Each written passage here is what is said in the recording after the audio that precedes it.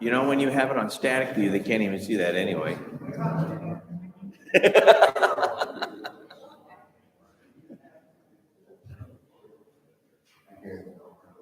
Dan's not gonna be here today. Yeah.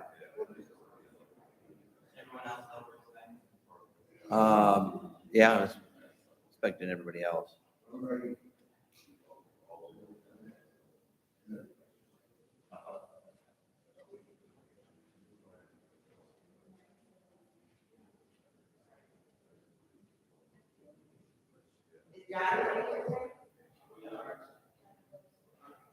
I know the answer.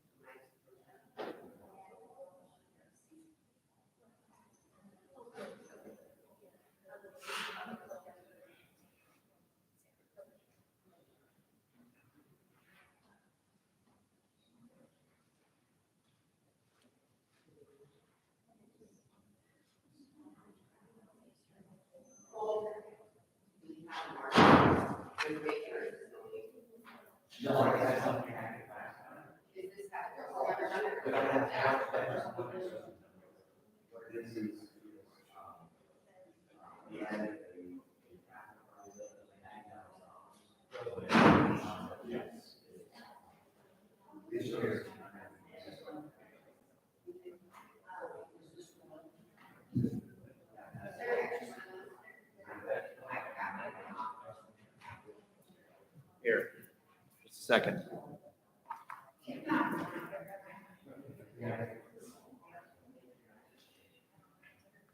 But are the numbers that you put for the budget here, like last week, they were just the numbers of the actual budget year? Last year. We did 2 years of budget.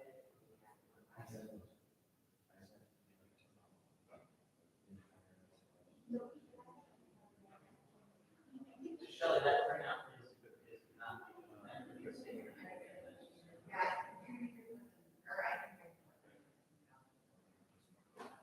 What I was talking about is that The re-estimate.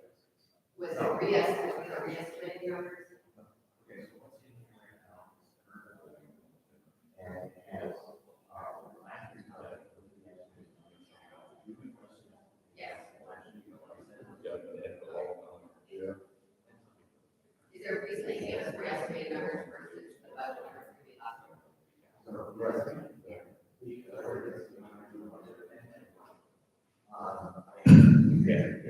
My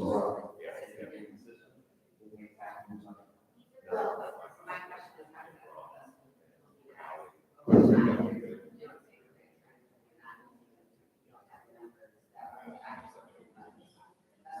it's hard for you to make a decision.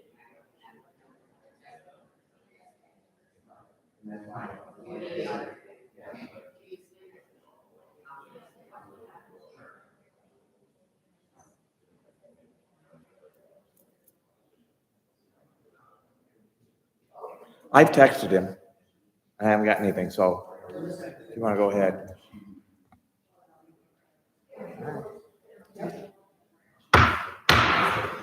We'll call to order the City Council Budget Workshop, January 28th, 2023. Madam Mayor Mahoney is out on vacation, so I'll be filling in and keeping us moving along today. So our second order of business after call to order is to a review of departmental budget requests. And so I'll turn it over to Cole. While we do have our new Public Works Director here, and I have gone over all the budget numbers with him, I will kind of go and then he can add anything or you can ask any questions, just simply because I was one that helped put it together with the department heads. So our first group is general roadway maintenance. What general roadway maintenance is, we put $3,000 in the budget if there's any roadway damage that results in an insurance claim.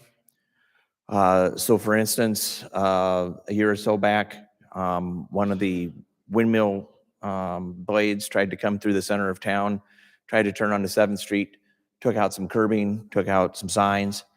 When we get those insurance payments, we can't put them into road use tax where our road maintenance occurs because the state doesn't allow us. So we put it in the general fund. So this is the expense account so that if any of those occur, then this is where it comes from. So the $3,000 really is just a placeholder in case something happens.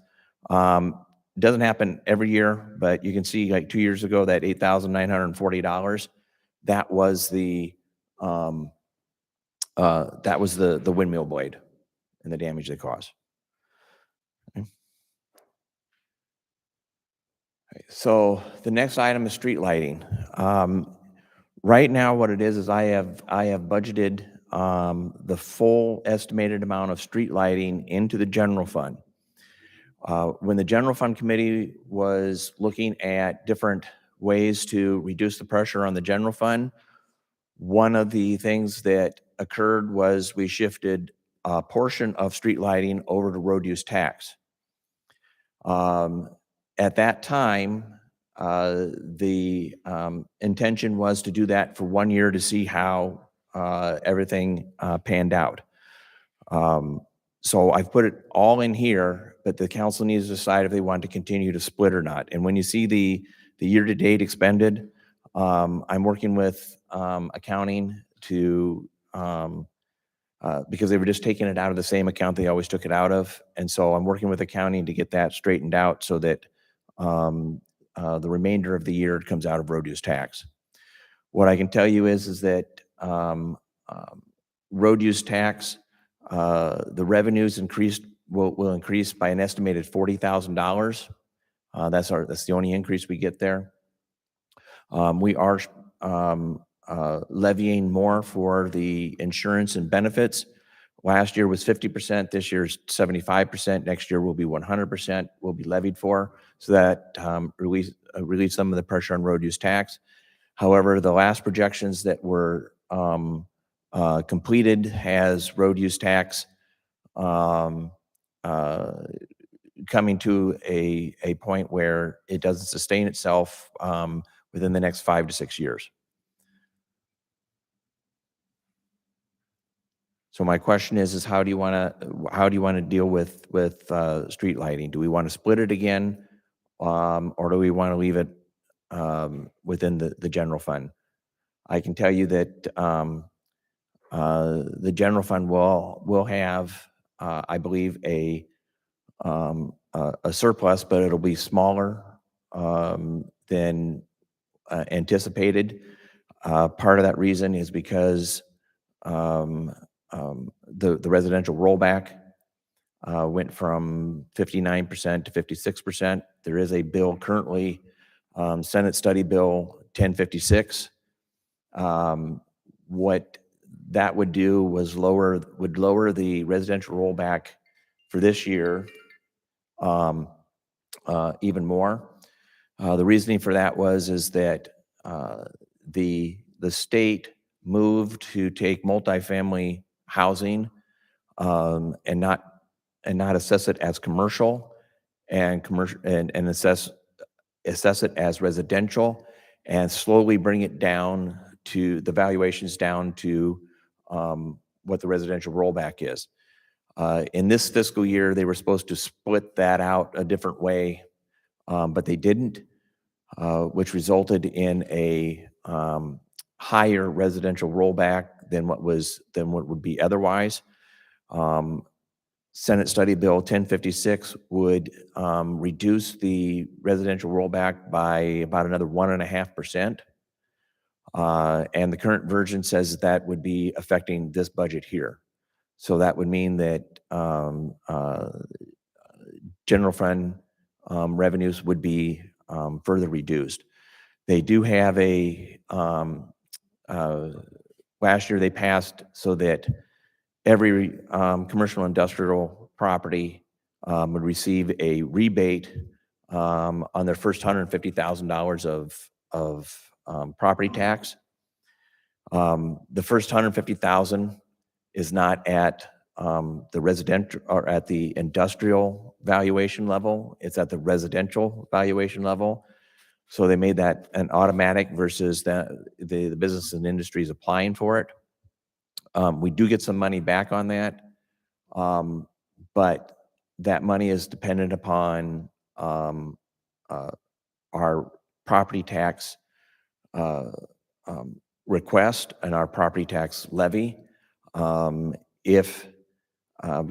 we're at the 810 limit, our property tax request would be reduced. So that means that for lack of a better term, the backfill from the state on this would be reduced as well. How would the proposed raises for the department heads and so forth, would that also bite into the surplus, the projected surplus?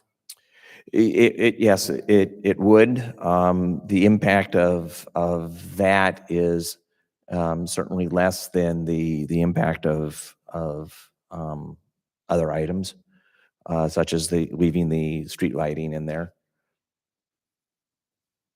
So I've never gone through this budget process as a city council member, so my curiosity is by the time we get to March, where we'd be approving this, these numbers would be more solid and we would have a better understanding of what. Well, what I hope is, and the reason why you don't have next week's budget pack in front of you is because I finally got all of the revenue numbers necessary just this week, and I finished up some different things yesterday. I hope to have take this afternoon and get that all settled to perhaps even have summaries for you for next week so that you can look at the firm numbers so that on the February 16th council meeting, we can have a work session to go over the entire budget and then make any changes before we have to set our public hearing for in March. So that gives us a little bit of flexibility there. Is that when we'd make a decision on salaries and things so forth? Well, staff would certainly like that within the next 2 weeks to make that today or next week to have council have some sort of direction. What I'll tell you is that we've already prepared the max levy hearing, and the max levy hearing takes into account the employee benefits levies. Any changes that you make in the salaries, what we'll probably do is just use the reserves in the employee benefit levy to make up the difference. I have taken some reserves or budgeted in some reserves from employee benefits to for next year or to help reduce the impact on the increase of the debt service levy. In June of 2024, we'll have one bond that will roll off of debt service. So then that way, what it is when we go back to having employee benefits 100% on the levy, the impact of the levy will be minimized. In fact, I anticipate that it should be about 1-to-1 or slightly less than what the current bond payment is. Can you clarify for the employee benefits levy, how have we operated in the past? And then how are we operating currently again? And what is the future projections? Okay, so the employee benefit levy, there's several of them. There's the police and fire. Yeah. There's FICA IPERS, and then there's other employee benefits. And the other employee benefits is basically health insurance.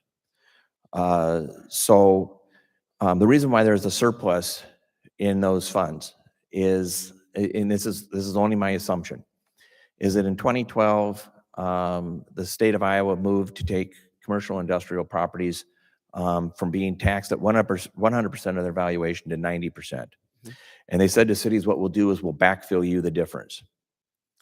What I'm assuming is that previous administrators, previous finance directors did not try to calculate in that backfill into the revenues so that it would reduce the levy. And so that money just got banked. What I have done in the last 3 years is actually take what we're getting in that backfill amounts and putting them into debt service, I'm sorry, not debt service, but into the employee benefits levy so that it reduces the levy. The problem is that when you put that revenue in, it reduces the levy, but the amount that we're getting from the state is dependent upon the levy. So you have to sit there and play with it a little bit. I did contact the Department of Management this year, and he provided me with a worksheet so that when I put the number in, it will do the calculation so it gets it to where it needs to be. I can tell you that I don't think I was very far off with my guesstimations compared to his formula.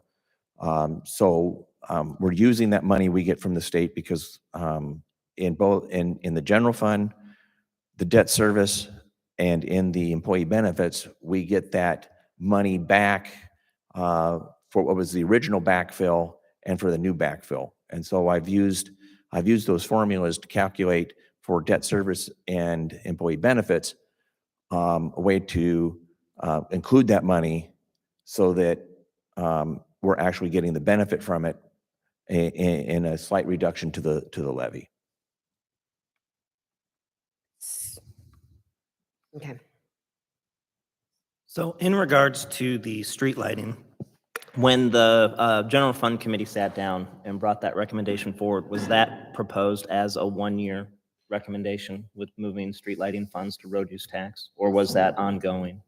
Started that way because Robert was apprehensive about what it would do to the fund.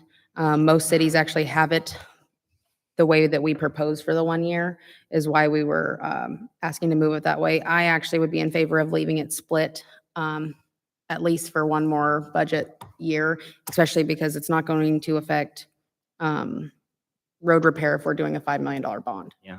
And I also look at with the franchise fees, we didn't get that finalized all of last year. So to have a true picture of what future years might look like, we still need to wait out and see what 2023 brings. Okay, so is the consensus to continue the split? So then I'll revise the numbers for street lighting in the general fund.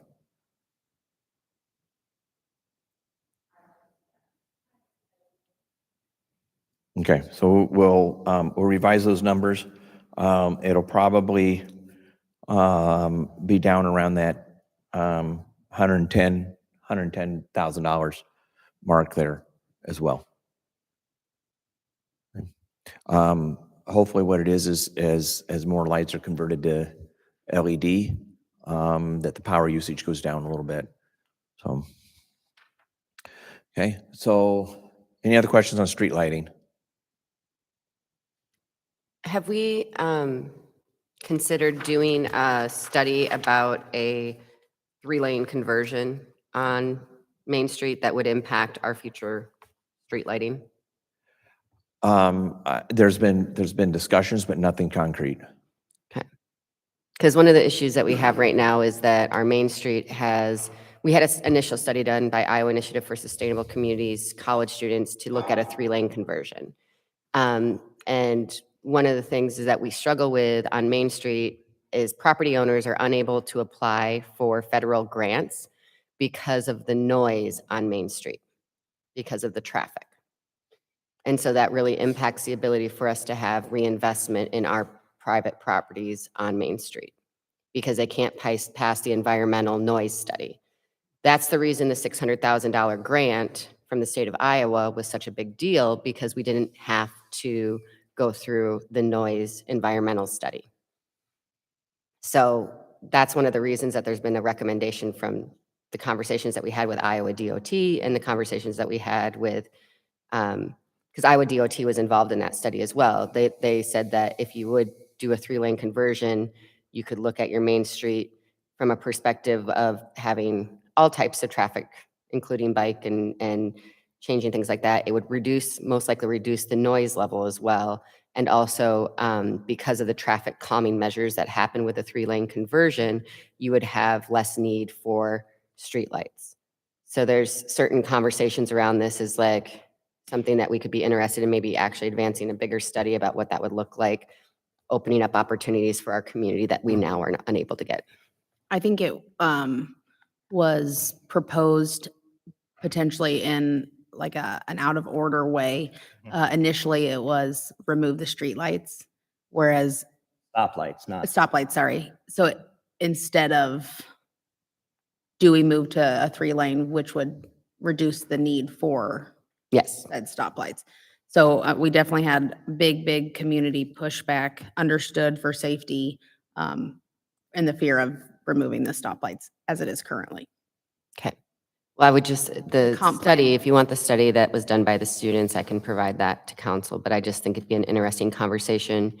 Just actually knowing also with all the kind of infrastructure funds that are going to be out there, all these different things, are these opportunities for us to be able to tap into those funds to maybe do a study to see what that would look like in the future. And if you look up the comp plan from 2019, 2018. 18, and so Sorry. there's wonderful pictures and design displays of what it could potentially look like. Yes. Thank you.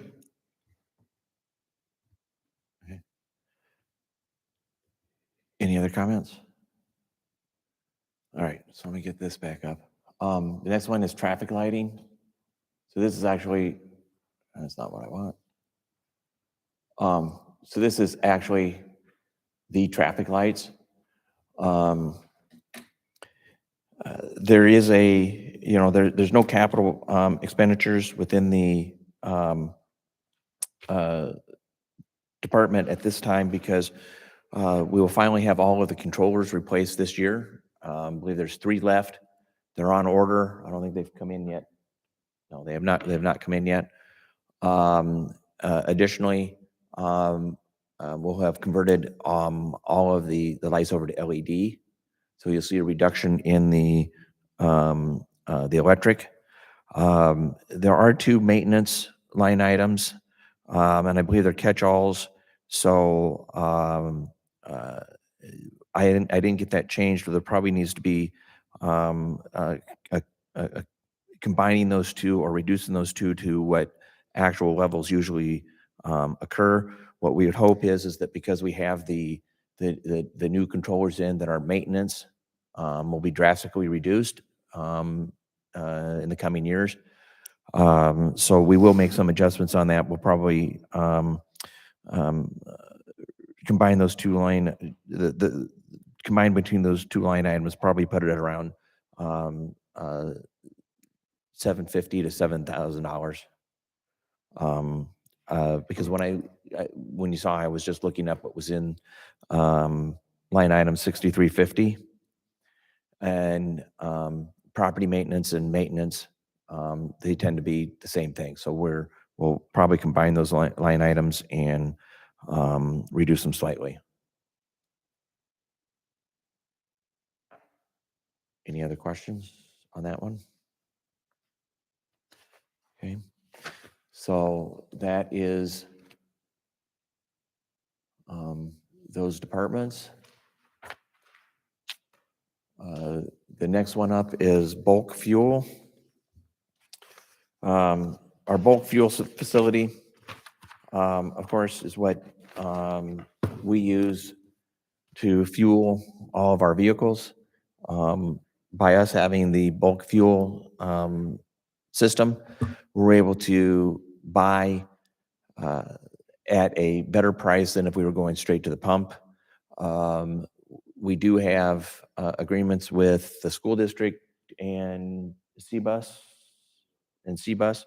Anybody, I don't think there's anybody else, is there?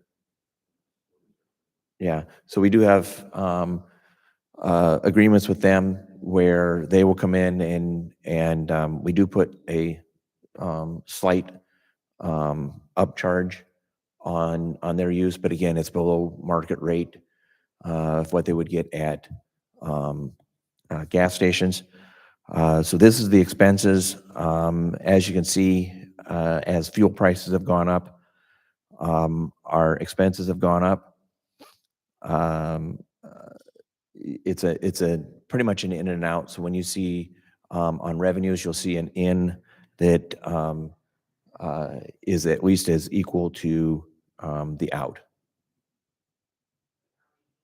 What's that? Yeah, but the in is also, I should clarify that that's when every department will also pay to the bulk fuel. So we're kind of robbing Peter to pay Paul.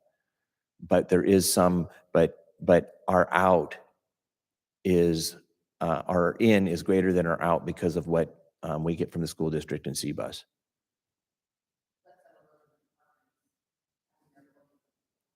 But yeah, but we do apportion out their fuel. So. Okay.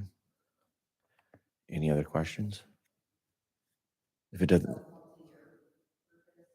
No, it's as needed. I think did we not just order some? Brian, I think you came and asked me.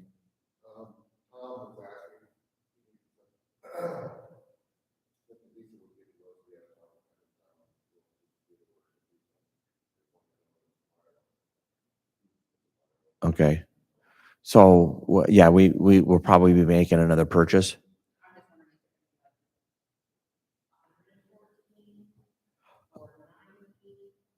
No, I would assume the next load is probably going to be $10,000 to $12,000 because it's diesel. Will that last? I would think so. I don't know how often. I don't know how often we buy. I can look it up here real quick. Hang on. Sure.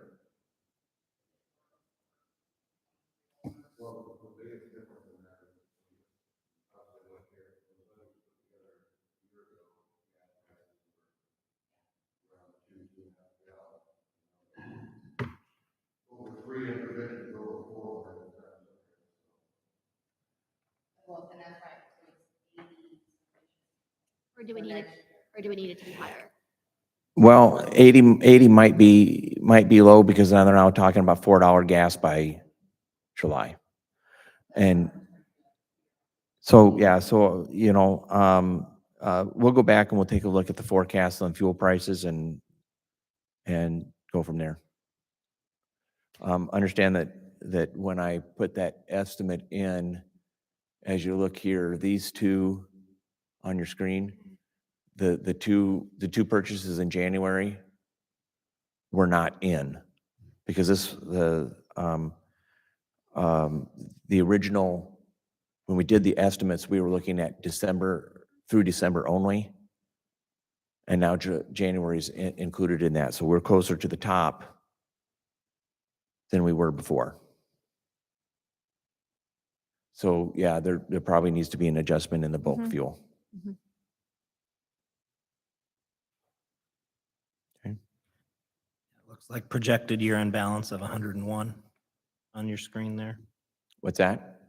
I was saying, yeah, it looks like on your screen that you're sharing, it says projected year-end balance of 101,000.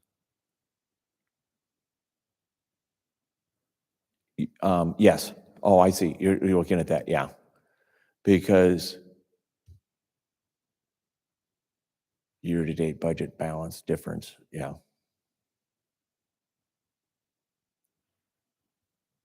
So we'll have to adjust, we'll have to amend in this year's, and we'll have to adjust for next year as well. Yeah, if we think it's going to go up and the past year is going to be at 100, we probably need to look at, Right. what, 110, 115? I was thinking 110 to be safe. Okay. We'll look at that in both the revenue side as well. Okay. Any other questions? All right. Our next department is Public Works Administration. And again, I have reviewed all these with Brian. And I'm sure he's memorized everything that I said to him, right? Yeah. So. Any capital? No, there's the only capital item in this year, in this session, is what was in front of you for parks, because I put an amended parks budget in front of you. Yeah, and that's the only capital item when we get there.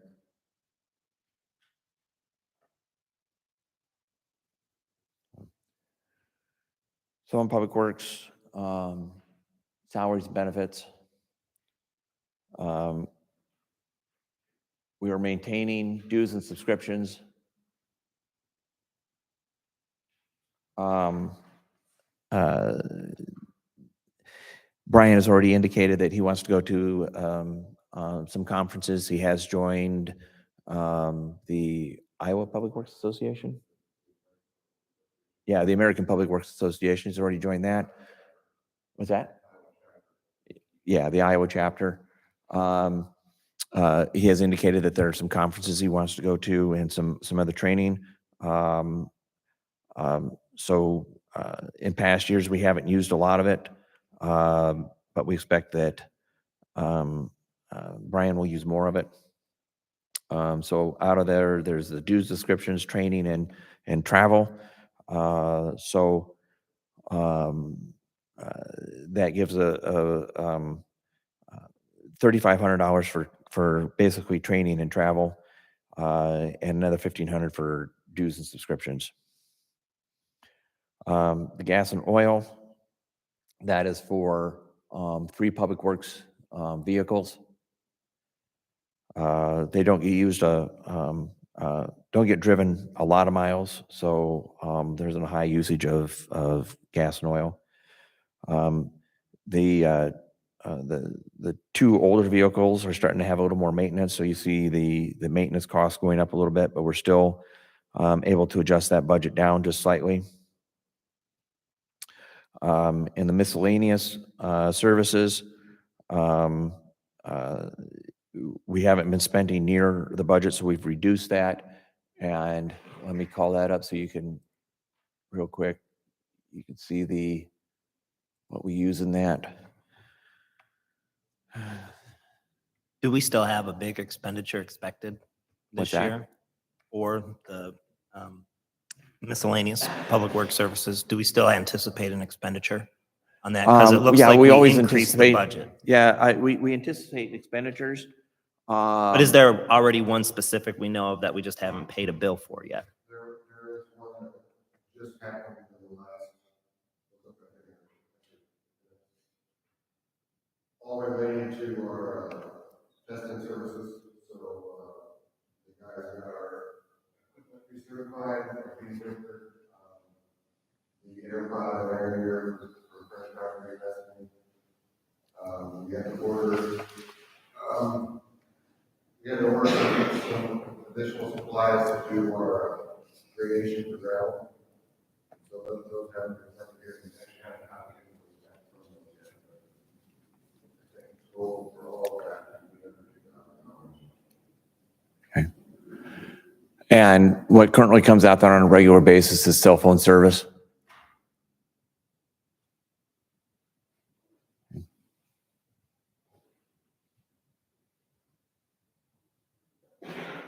Councilmember, if you turn on your monitor, you don't have to look up at the. Oh, okay. All right. Yes, half of Annette's wages are included in public works. The other half comes out of community development. Right? Where you see medical, I believe that the public works director is still under the DOT testing requirement because they do have to do some dispatching and some other things. So that is where that comes in.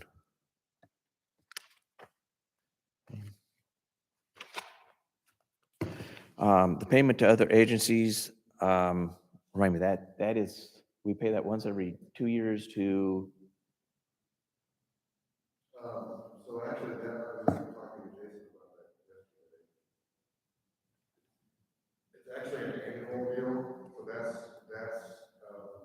paid to the DOT to get our breaker certified, oh, okay. but they skipped. The cycle, I think it had to do with COVID and not having any capital projects that the city was actually doing concrete testing on. So that will occur again next year. Okay. So we're budgeting $758 for that certification for the DOT. Publications, we reduced that by 500 because we don't come anywhere near the what we had been budgeting at the $1,000. Brian may want to subscribe to some other publications, so we've left it at least $500.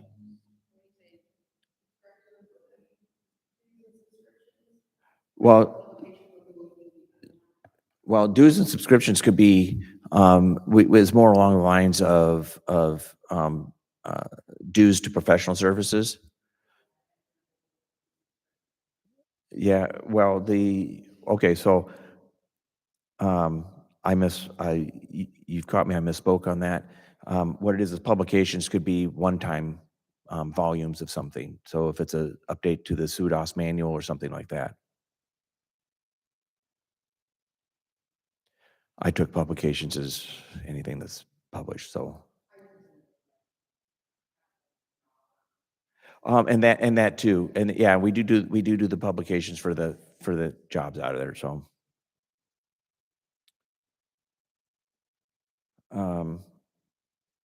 Everything else, pretty standard. Any other questions?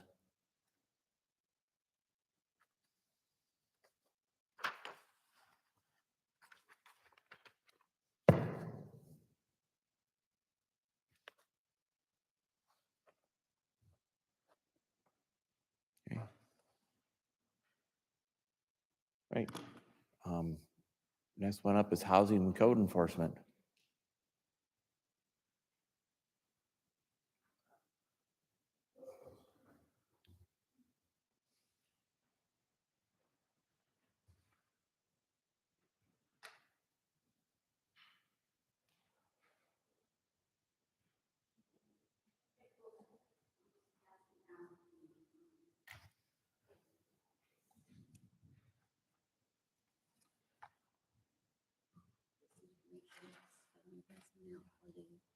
Oh, is this there? Okay. Yeah. probably leave out what I got. And it just talks about each. Okay. month. Got it. Okay. All right, guys. Would you like me to go down and start with where our subscriptions are?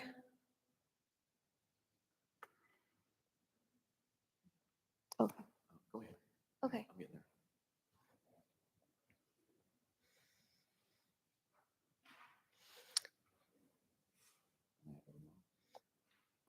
Go ahead. Okay.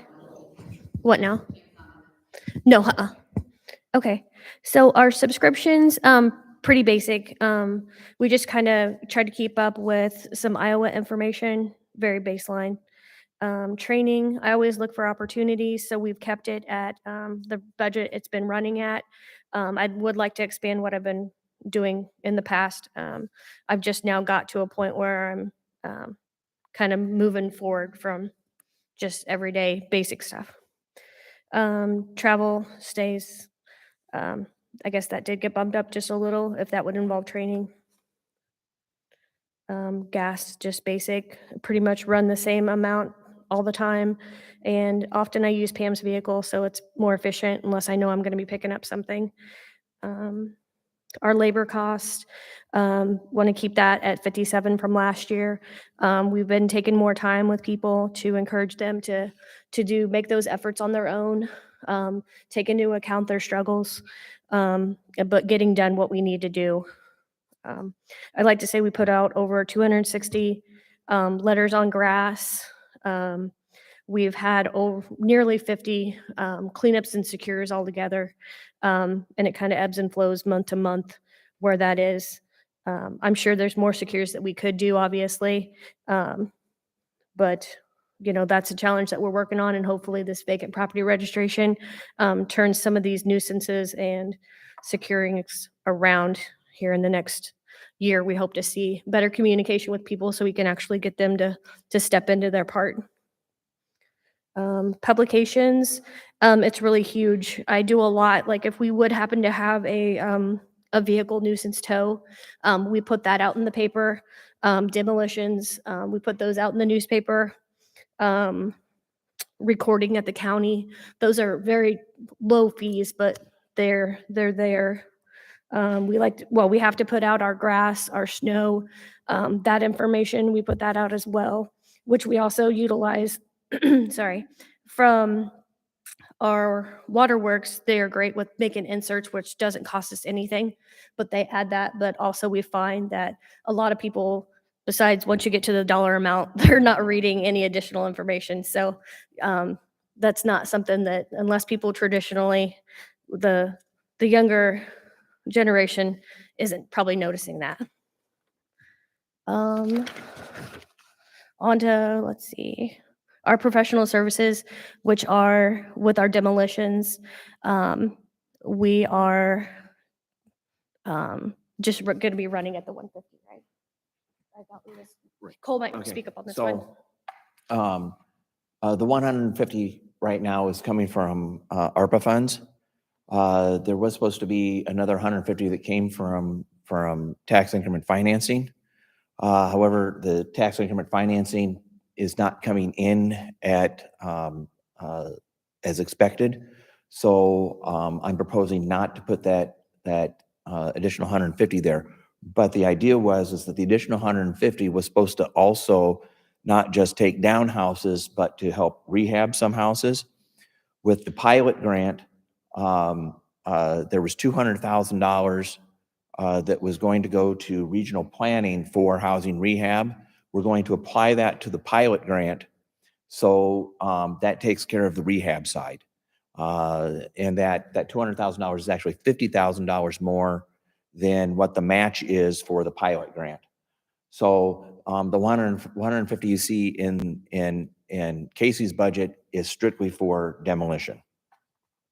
And this is demolition of nuisance properties that we're hoping to recoup those dollars from the people, or? As much as we can, yes. If there's, it depends, Casey can tell you it depends upon the situation on whether it's, if it's a fire damage, we might be able to get $10,000 out of the insurance company. Other costs we might be able to assess to property taxes, which of course we don't get until somebody actually pays the property taxes. Okay, thank you. Over the last 3 years, our recovery on the professional services that we've utilized for demolition has been very low. I would say that we've successfully got back approximately less than $25,000 since I began as far as structure. We actually had one for sure that I can say on High Street that was a demolition, and somehow it was picked up on a tax certificate, and they paid the $11,000, and that's what they ended up paying for that lot then, which it is still sitting as a nuisance right now. But that was a good recovery that we had. We also have several, if they're insured properties, Iowa has a code 515139 that, I believe that's correct, that allows us to recover 10% or 10,000, whichever is greater, if it's deemed where it's approximately 75% of a loss. So we just reach out to those insurance companies that were claiming that, and we've been successful with that, and with communication and education to the people who have that insurance, that it's just the city's process and reserving that this condition is going to be resolved and properly. How much does the average house cost right now to demo down? Demo, I would say our numbers are high. We've actually put some out for rebid because they've came in too high. I would say if we have a 2-story stick that we're at probably 24,000. It's over probably close to 2,000 square feet. And usually with, we don't always take the foundation out. It just depends on the scenario, if there's going to be a rebuild likely, and that brings that cost definitely up to that, just above the 24. So then on average, we could tear down maybe 5 houses if you had like, Yes. but This year these are we've not been- including firehouse. I mean, we Yeah. have firehouses every year. We have all these other Exactly. things. So So, and then a lot of the smaller structures that are probably less than 1,200 square feet with no foundation, or we're not taking that foundation at, we're looking at less than 11 to 16.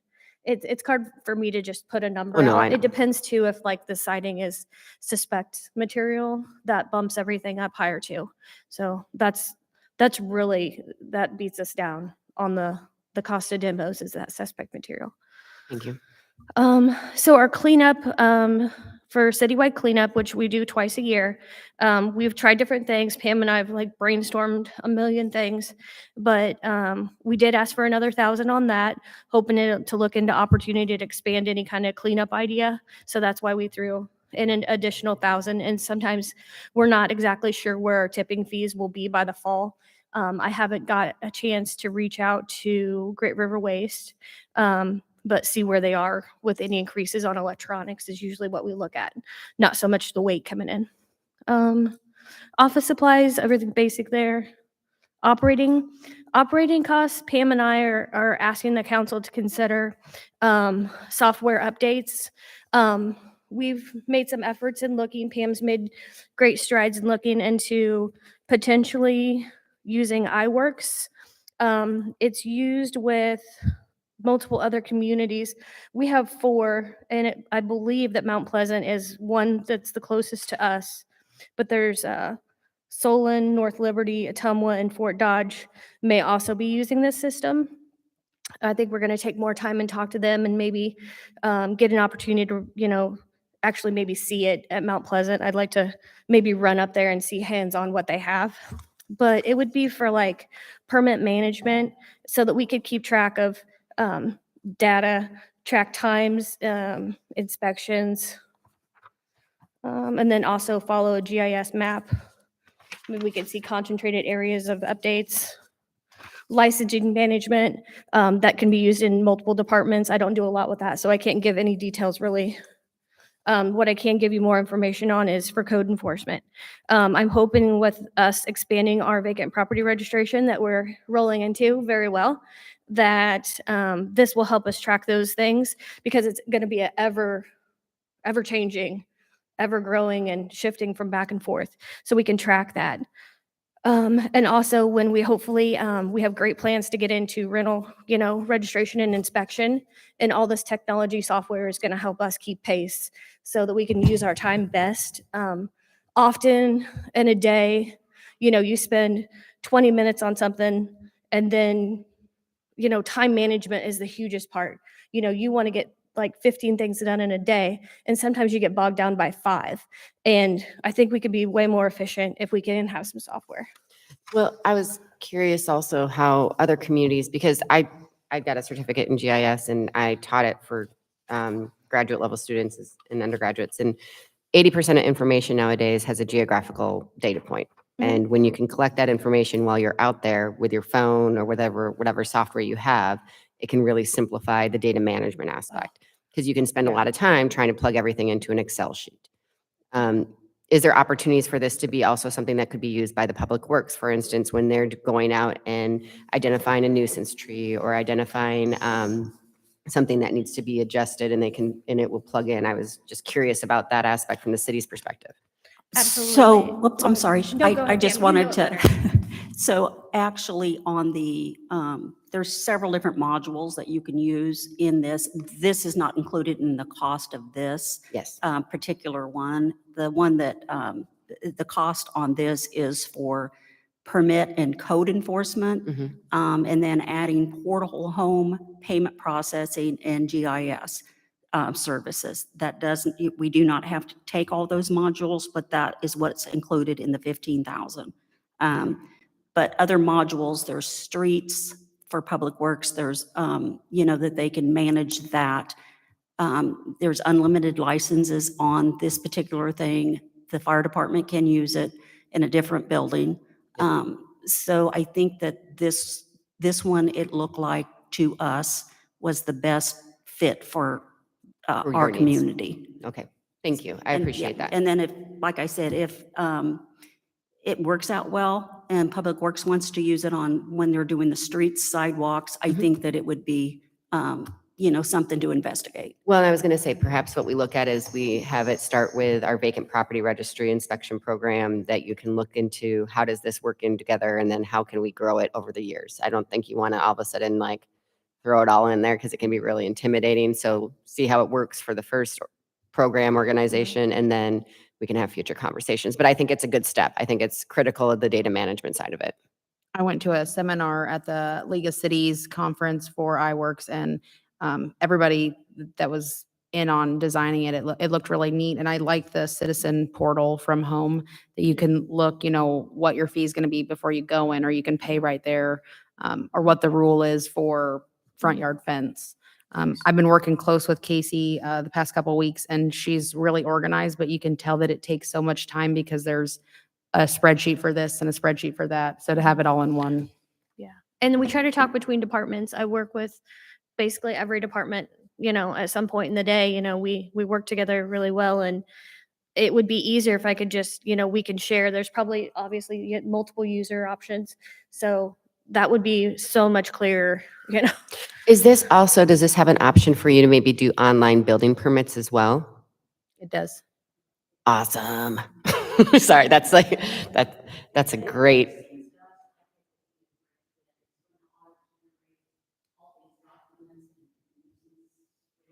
That are time consuming. Okay. Oh, yeah.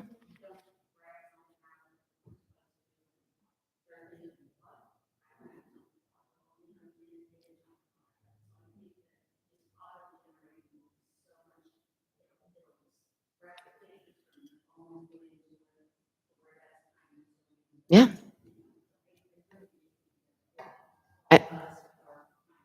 I think it's great. If increasing efficiencies and effectiveness is, that's key. I have a question for just historical reference here. I seem to recall Public Works talking about some kind of mapping project or software within the last couple of years. Is this something that ties together and works with that? Or was that something that we didn't move forward with at that time? That I'm going to have to find out. So we are still with Buster Schrog, which is the Schrog GIS. He actually is updating all of our sewer Do you know what else he's doing? In Public main Works, thing- there's a lot of Main it. thing he's been working on since I've been down here is trying to get all the videos accessible for all of our sewer lines. So when we log into our hub that has all this information on the utilities, so you're able to click on a sewer line and it pulls up your attributes.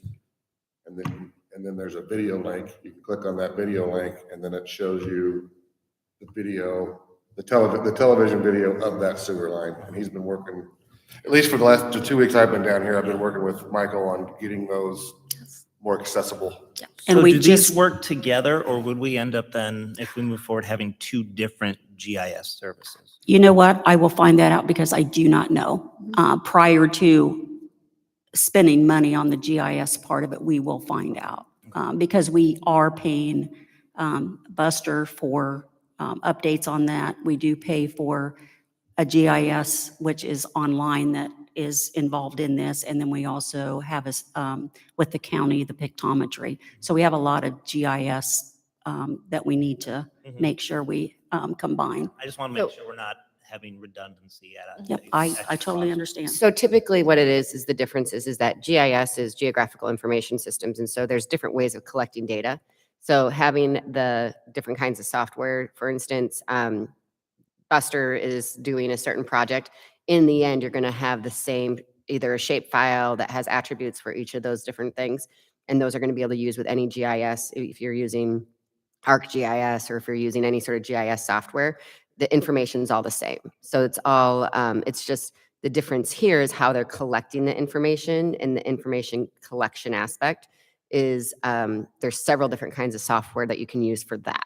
In the end product that you can use in your GIS layering and all your GIS mapping and things like that, it is always the same.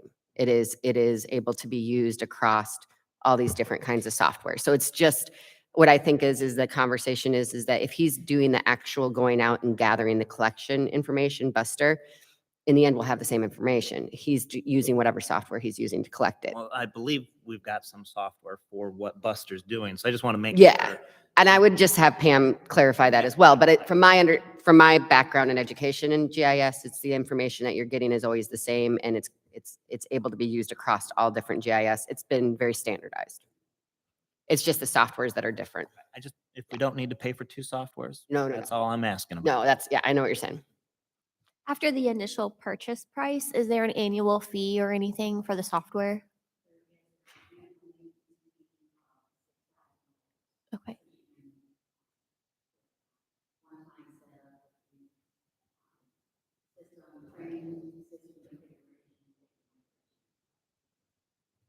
The,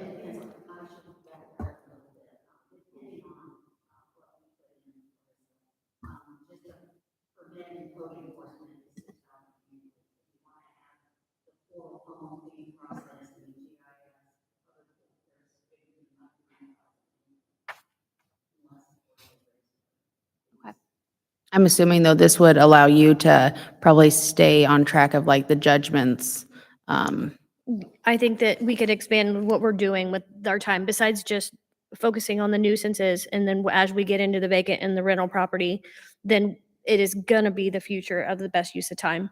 I know 6,000 may sound like a lot every year, but what we could accomplish would make sense. Well, and it would probably help you recoup fees. Exactly, recoup fees. And that's something that we're like really driven on right now is getting more executed judgments, finding how we can keep track of that. We are keeping track of it, but keep track of it more efficiently and better. And then also get that collection hopefully better.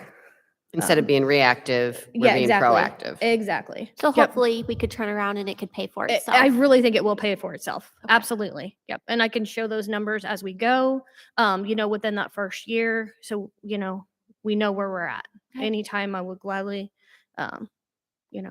get numbers for you guys. Thank you. Any questions? Any more questions? No? Thank you, Okay, Casey. thank you. We are at 9 o'clock. Do we want to take a break or just power through Pam's and then take a break? Let's do Pam. She's ready to go.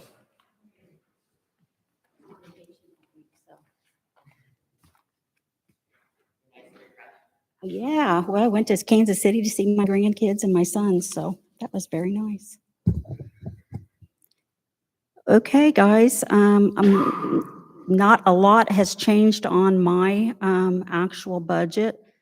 My due subscriptions, Iowa Building Official subscription, zoning bulletin.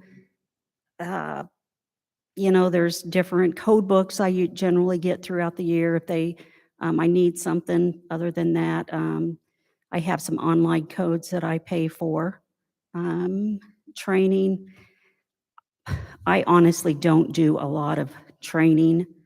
If there's something online that I can do, I'll take that. I'll go through some different types of videos and such, but I honestly, that's been like that. This amount's been like that for quite a while. I think we even actually deducted $1,000 off of it. Did we, Cole? Nope, it's still, and we can deduct 1,000. I mean, it's, if we need to. Travel, the same thing. I don't do much travel, just around town. Gas, that's pretty much stayed the same. Vehicle maintenance, oil, tires. That's a 2017. It's been a pretty good car, so don't have a lot of issues with that at the moment. Miscellaneous, computer repairs, that type of stuff. I guess that would probably be under something else, but publications, I may honestly have went a little low on this. If all possible, maybe take 1,000 off my training and put toward the publication because the zoning code will need to be published this year. And it costs quite a bit to publish those ordinances. I just really thought about the publication of the zoning, so that may need to up 1,000. So I mean, I could take the 1,000 off the training and put it toward the publication. Okay, then don't worry about it. Um, I think what it is between travel and training, that we could probably, Let's just put let's just put 500 on training and put it toward publications if that's okay. I don't really honestly have time. I truly do not. I mean, I, just taking a week off is, on vacation. And there's just no way that I can take much time off. Payments to other agencies. So the per capita dues that go to regional planning, Southeast Iowa Regional Planning come out of that. That's not, a little over 9,000. I also take out of that any recording fees for the county. So, and then if regional planning needs any other payments for housing kind of stuff, I try to take it out of there. Professional fees, 15,000. So 10,000 of that is going to go toward the zoning code update. The other 5,000 I put in there is just to keep code revision moving. So hopefully we can do a couple things in other codes that we need to update. Did we put it out for bid already? I believe are What's we that? contracting with Southeast Iowa Regional Planning Yes, Commission? they are reviewing right now. Okay, Yep, thank you. Yep. We should start having meetings on that before too long. Contractual, if I need a engineer to come in and look at a building or something, that's kind of what that is for. Repair of equipment, there's not a lot in there, but shouldn't need much. Office and building, or, office operating, the operating went up to 7,500, part of the software. And other than that, that's it. So that software, you were splitting the We're splitting the initial fee cost. between. Yep, Okay. yep. I mean, and it could also be covered by the fire department since they will be doing some inspections on it and they're going to be using it also. We collect the fees for those kind of inspections and those licensing. Where does that money go into? General. General. Okay. Any other questions for me? Weren't we talking about updating the ordinances this year? Yes, that's, We're still doing that? yes, Okay, but that isn't going to affect your budget? that's in that $15,000 on Oh, okay. I missed that one. services, yep, professional fees. Okay, the very, very top one. Yep. Okay.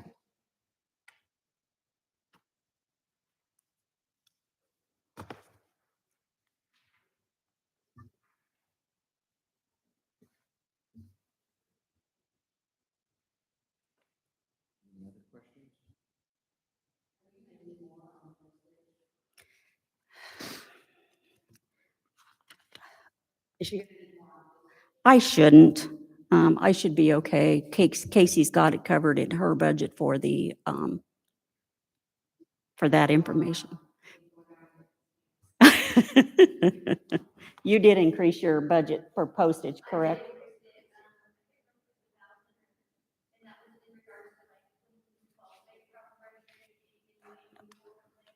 Yeah.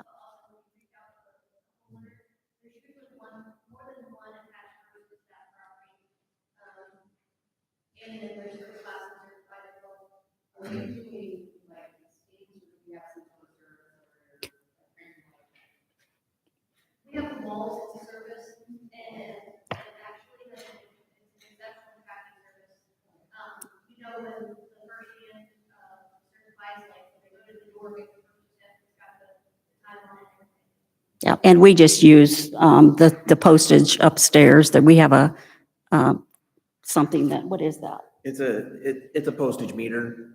Right? Yeah. Yeah. Yep. We get a reduced, because we have it, we do get a reduced rate. Yeah, we get a couple cents off every letter or something like that. Yeah. Rosalind, it looks like Casey did increase her postage 1,000. You want a break? Yes. All right.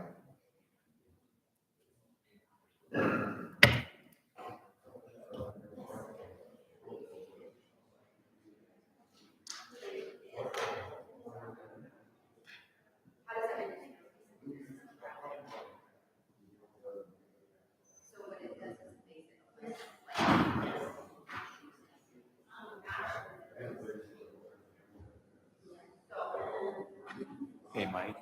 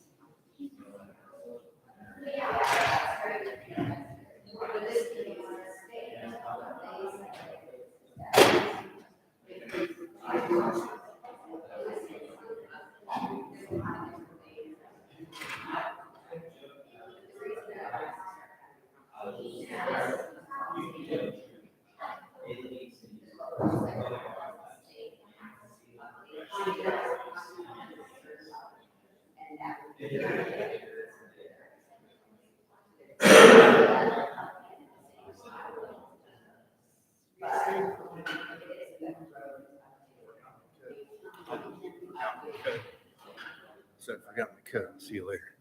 Yeah. It hasn't changed. It's the same as what it was.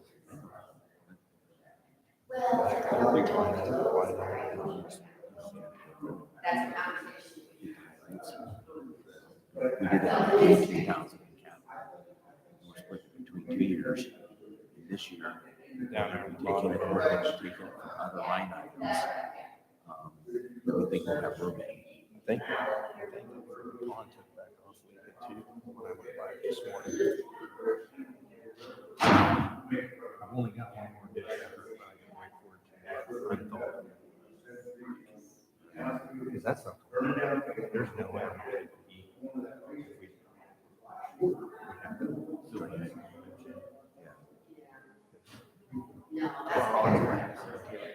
We created a retention area to start with.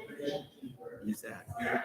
But I don't know, you know, I've worked in the past, I'm trying to figure it out. But there's no good way because I don't know where really, Yeah. where the thing is. The way it died, I didn't follow it. I know it's falling the pipe. You know, but hell, it could be middle of the pond.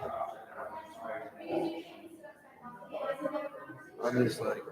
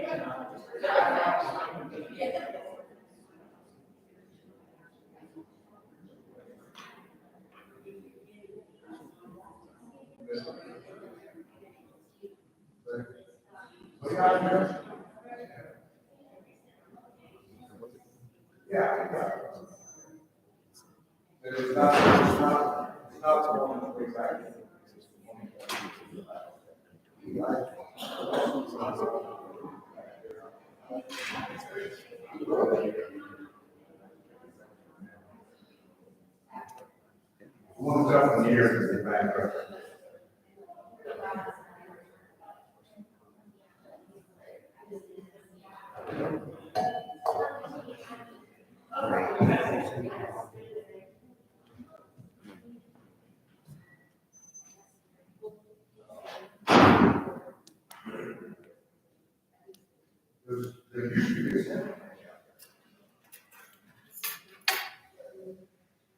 Yes.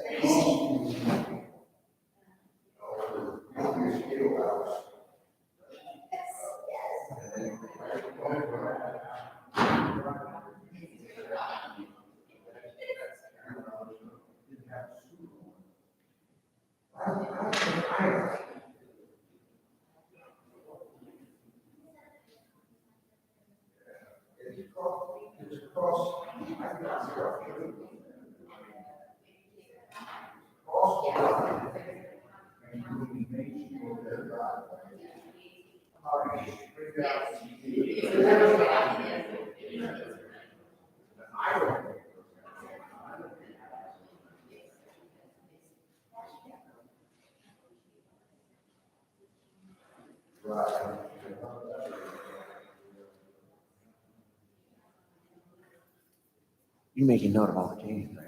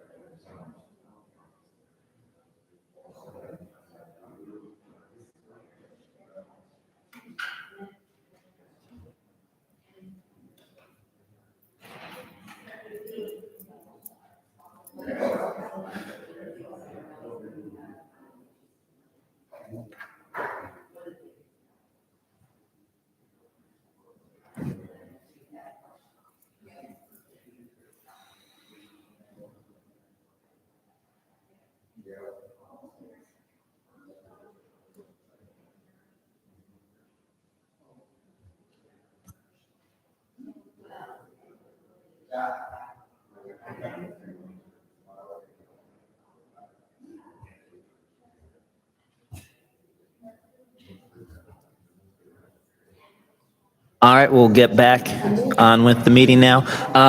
Just a quick heads up for everybody here with parks. There should have been a short revision on your desk, so we'll go over that one instead of the one in the original Yeah, packet. for parks, there's original, there's only one change. And I'll explain it before Bob goes up here, because Brian and I had worked on the change, is that the surface, fall surface underneath the Rand Park playground, it's deteriorating. We need to replace it. We are going with the less expensive option, which is $38,000. We're going to split it between this fiscal year and next fiscal year. We believe that there is some wiggle room in this year's budget to take the $19,000 and then budget in $19,000 in capital for next year. So that's the only change at the very end of that new packet that we passed out to you.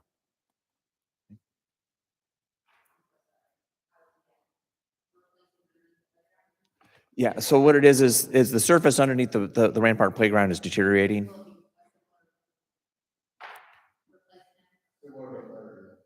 Yeah. Won't take much to be better. Still the soft stuff. Yeah.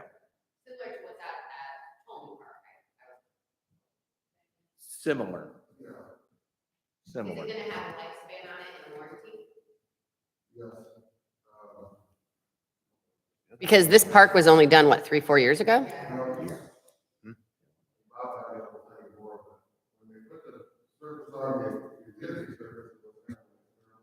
I know.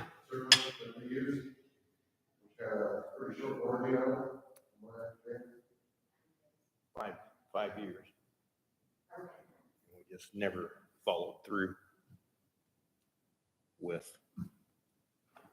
So you never followed through with the like to say, hey, within 5 years it was, So they sent us replacement patches. they So- sent patches. I know, I remember seeing them Yeah, out there. They were so crap. we've replaced patches, and then, you know, I took pictures and I've gave them to Public Works, you know, in previous, and nothing ever got really followed through.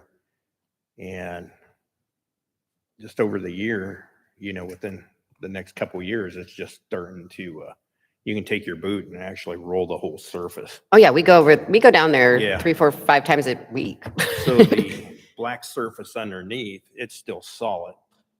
It's just that the top surface never bonded with the lower surface. So you're gonna have to just replace that top surface versus the basis as well. Yes, and in what I remember from Robert is if the black needs to be replaced, that they'll cut them sections out and Okay. patch them back in and then put the new surface back on top. Okay.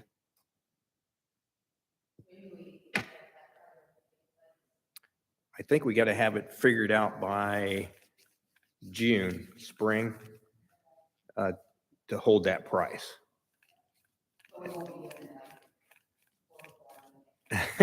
No. I was gonna say the same thing. I was like, Want to make sure that during the time that it's active. What? Right. It's just that they're going to have to agree to have the payment split from between June and July. so they'll have over the budget, 2 budget years. Okay.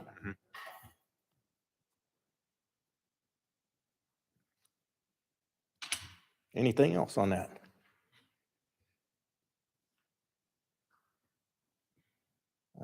Looking through the parks budget for this year, really nothing's changed dramatic by any means. It's basically the same as last. Was something not coded right for the phone? That was my cell phone. Okay. Are I we did gonna? not realize it was being took out of parks. Oh, okay. So, so Pam sets that stuff up. Yep. And so, because we had the phone disconnected at the park Okay. and couldn't figure out why. Well, when I checked, it was my cell phone. So, I have a question around the line item 6030, right there, temporary parks and recreation wages. That's 0 now. Is there a reason for that? You're talking about 6350? 6030. 60/30. It goes through task force now. Okay, so then that hasn't been cut. It's just in a different line item. Correct. Thank you. And that was formerly prison wages? Or was that not formerly prison wages? That I'm not for sure. I think that was part-time help with is it like the high schoolers? Well, it was like in the Just summertime, I graduated. think. with, like, Summertime help. Summertime, like help. Yeah, so I would have task force. I would get people for the cemetery and bridge, and then kind of Okay. wherever they needed to go to make things happen.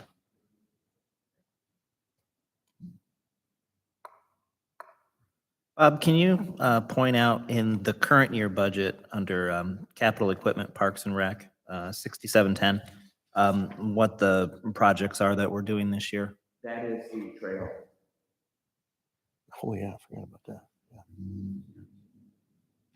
That was We that still one, trail. hope, we still hope to have that bid and done in this fiscal year. However, the environmental study may push that back. Is the environmental study part of the original cost estimates? The environmental study, it's the archaeological study. Was the archaeological study part of the original cost estimates? No, because once the DOT reviewed, the DOT reviewed the plans, preliminary plans, and they found that sections of it were really close to the riverbank. So at that point, they told us that we were required to do an archaeological study. Has there ever been a past archaeological study done on site? There has, but not to the extent that's being now being required by the DOT. What's that additional cost and where is it coming from? That is still, we're still going to be reimbursed through the grants. If it pushes us over the grants, we do have ARPA money that is budgeted for cost overruns. Thank you.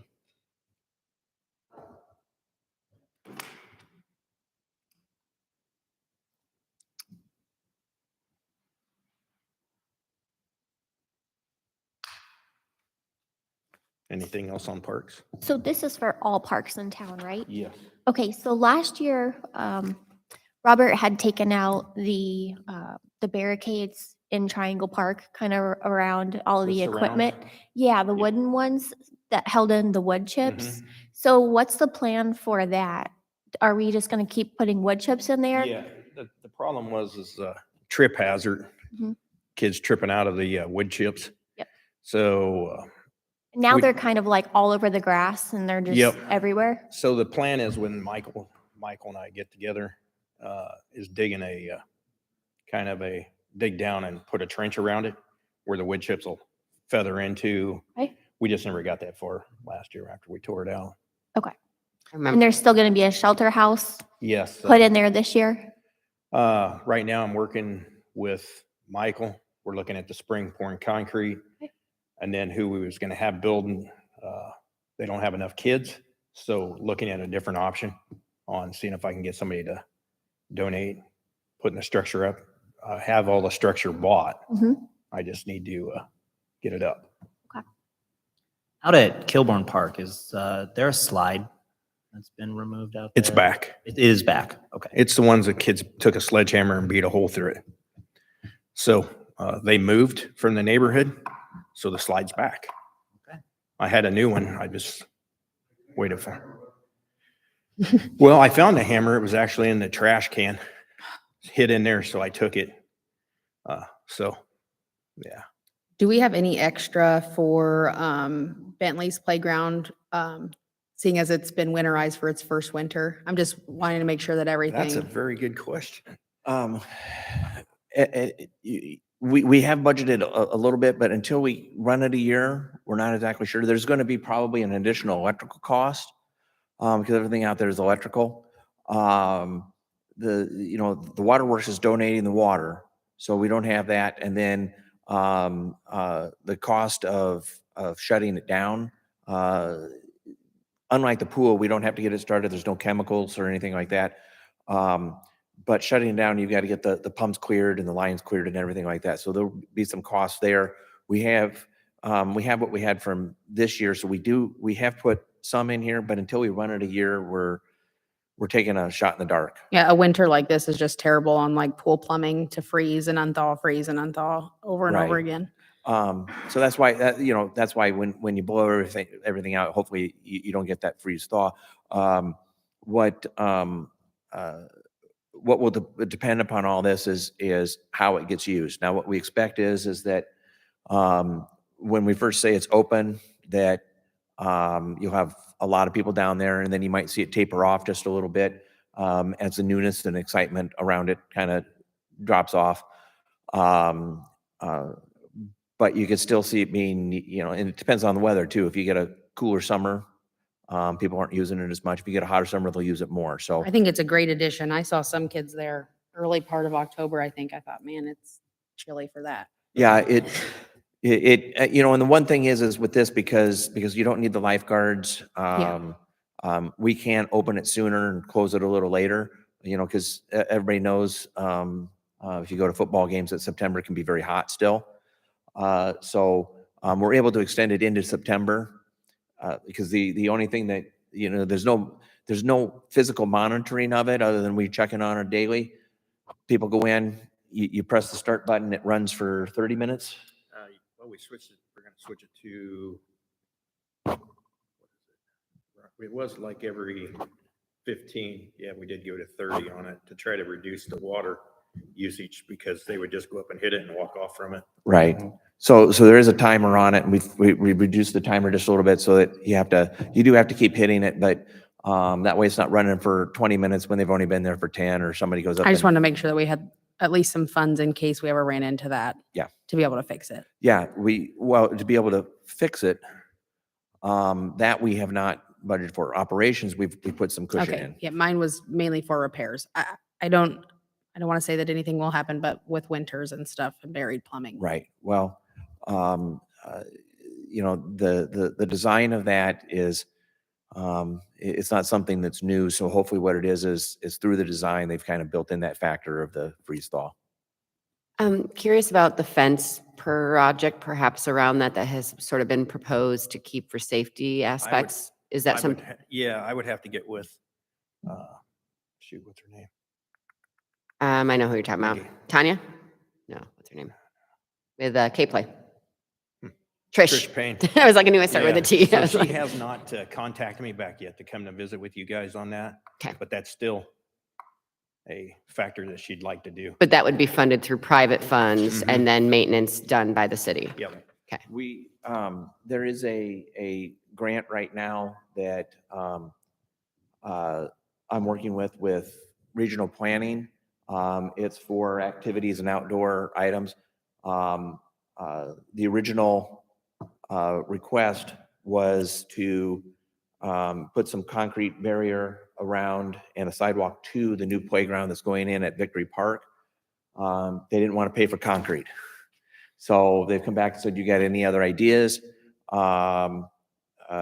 So I've submitted the fence and I've submitted a couple other ideas. So if we get it all depends on what they pick for us. And then that they'll send the money. I think the allocation that they gave us was right around $5,000. Do we have a strategic plan related to, I know that there's been a trails plan that was developed, I think in 2000, yeah, 2012? Was it 2012? Okay, do we have any sort of strategic plan around trails and parks improvements for the next 5 years, 10 years? No, we have not done that other than what was originally planned. Because of cost restraints, everything has to be done through grants. The reason why the riverfront trail is being done is because that's 100% grants and aid. That has not been a priority of past councils at this point to dedicate operational funds or property tax dollars towards those services other than to maintain current parks or provide for some additional play equipment. Are these conversations that we should be having with these infrastructure funds that are going to be released over the next 10 to 20 years? Are these conversations that we should start having so that we're prepared for infrastructure funds that are going to be coming Certainly, throughout the years? Okay. certainly. Understand until COVID hit, the grants, there's certainly through bills and everything else right now, there's a lot of money out there for different things. But before then, the grant money was starting to dwindle just a little bit and became much more competitive. We submitted for the Riverfront Trail, I think 5 years in a row before we finally got money through regional planning and their competitive application process. So who's responsible for searching out grant opportunities throughout all the departments? Is there a certain expectation that department heads are looking for opportunities for funding, or is that something that is?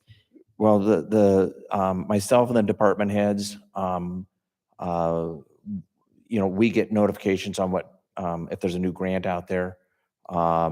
Regional planning helps us with notifications. I know that,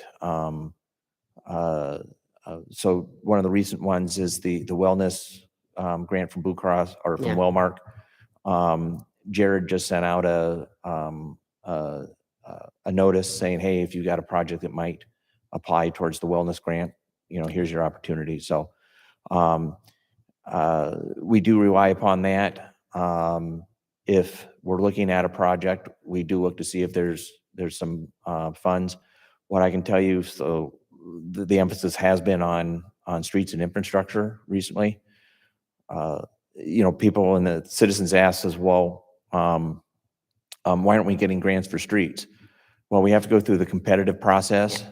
And what they don't understand is that you have to have a certain classification of the street. It has to be a main arterial or a primary collector, and it has to have an economic factor. It has to have a destination factor, and that the streets and roads that are in most need in the city don't meet those factors. So we can try for grants, but we're not going to score high and we're not going to get the money. I'm actually signed up for, it's a joint US DOT, Iowa DOT webinar to prepare for the upcoming grant opportunities with the discretionary funds that are going to be released. Okay, It's February 8th. Yeah, and that just came through this week. Yep. okay. But if we don't have a plan, are we winging it? Are we? Well, it's not necessarily that we're winging it. It's just that as we look at the different things that we need to get done, we do try to identify. At different times, I've emailed regional planning and said, hey, we're looking at doing this. Is there a grant available? Or I get a notification on, so when the bills came out, there was money for bridges, right? Knowing that we've got a couple bridges in town that we need to have resurfacing and taken care of. I contacted regional planning and said, would we be eligible for this? No, because our bridges are bad, but they aren't bad enough. Okay. Right. I asked, does that apply towards the rail bridge? And they said, no, it's for surface traffic, not rail bridges. So But if again, we looked at the rail bridge in a different way, for instance, as like a connector trail between two states, would that be able to allow us to leverage any funds?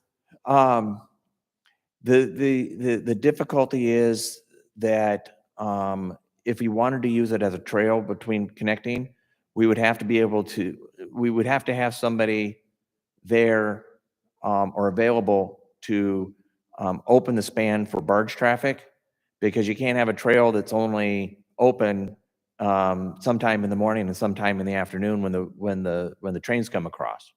So we would have to have that in the crossing position to have it be a trail, which means that if barge traffic is coming through, we have to have somebody available to move the swing. But often trails are open only certain hours of the day as well for safety aspects. So we could have a situation where we say the trail is only open from. The difficulty is we never know when the train's coming across. They Yeah, don't I come- understand that. But what Yeah. I'm saying is there other revenue sources? Could we do other aspects on the bridge? Can we look at that as an opportunity versus just, like, for instance, like one of the conversations that I've had before with you is that could we talk to Ameren about doing a light show on the dam and then collecting revenue on the bridge for people that would be able to sit on the bridge and do things like that? Could we put lighting on the bridge like we have the High Trestle Trail, which draws a huge amount of tourism in? These are the kind of conversations that I think as a organization and community we could have instead of just infrastructure conversations. Sure. The reason why staff has been concentrating on infrastructure is because,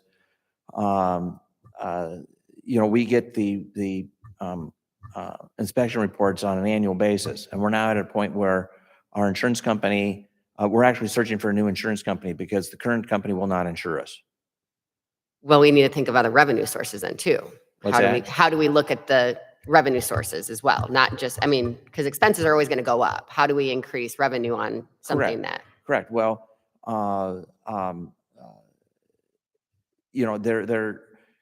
there could be some other opportunities, but again, we've been focusing on the infrastructure because right now that's the main source of revenue is the train crossing.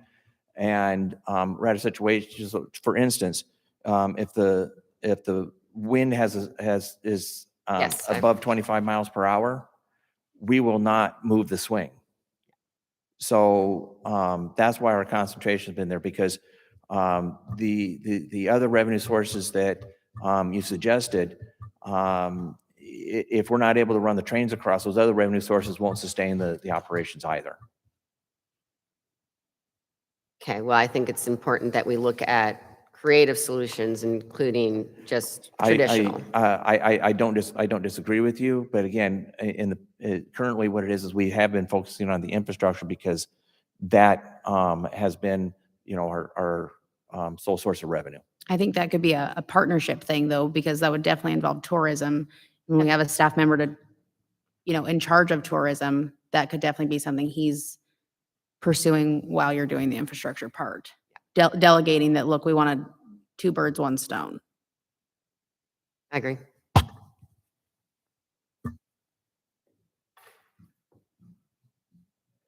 Any questions on parks? I do have a question. What is the schedule for the temporary bathrooms at the parks that we're following right now? I was working on the sidewalk at Triangle Park, and there was a young lady with a bunch of kids, and the porta potties had already been removed. Yep. And it was like the beginning of fall. So So when do we take those out? I pull them out of there the end of October. Okay. So 1st of November, they're gone and they'll come back about Memorial Day. About what? Memorial Day weekend. If not sooner, depends on the weather. If I can bring them in earlier, that's what I do. But we pay about $85 a stall for a porta potty. Handicap's like 100 and I think around 120. So like Kilbourne, I did pull that one out last year because they lit it on fire. I tried it twice. And so I just pulled the porta potty out. It's a man's property. That makes sense. And I took the one out of Kaiser because they kept tipping it over all the time. So it was not usable. So if they damage his property, I pull the porta potty. Yep. What about the permanent ones, for example, like the house with them at Rand Park? Is there a schedule for when those are locked or unlocked? It would be right after Fright Night or Day Fright or so right after that, when we do the flower garden, far as blowing out water lines and everything gets shut off at one time and we go through and blow out water lines and then we move out to down to the riverfront and then throughout the whole city, different water fountains and that we have to shut off and blow out water lines. And then are those unlocked during the day but locked at night? Yes. So staff comes in around 7 on the weekends. The police they open them and they're supposed to lock them up. Some nights they don't get locked up, depending on the police's schedule. But we do not have a staff member coming in and open them on the weekends. The police has been really good to come and do that for us. Okay, thank you. Mhm. I just wanted to make sure we weren't taking them out too early, but I think No. November 1st is fine. Yeah. So. Yeah. Yeah. Like I said, once they start tearing them up, that's when you'll see them disappear out of a park. So. Good on the parks. All right. The next one's swimming pool.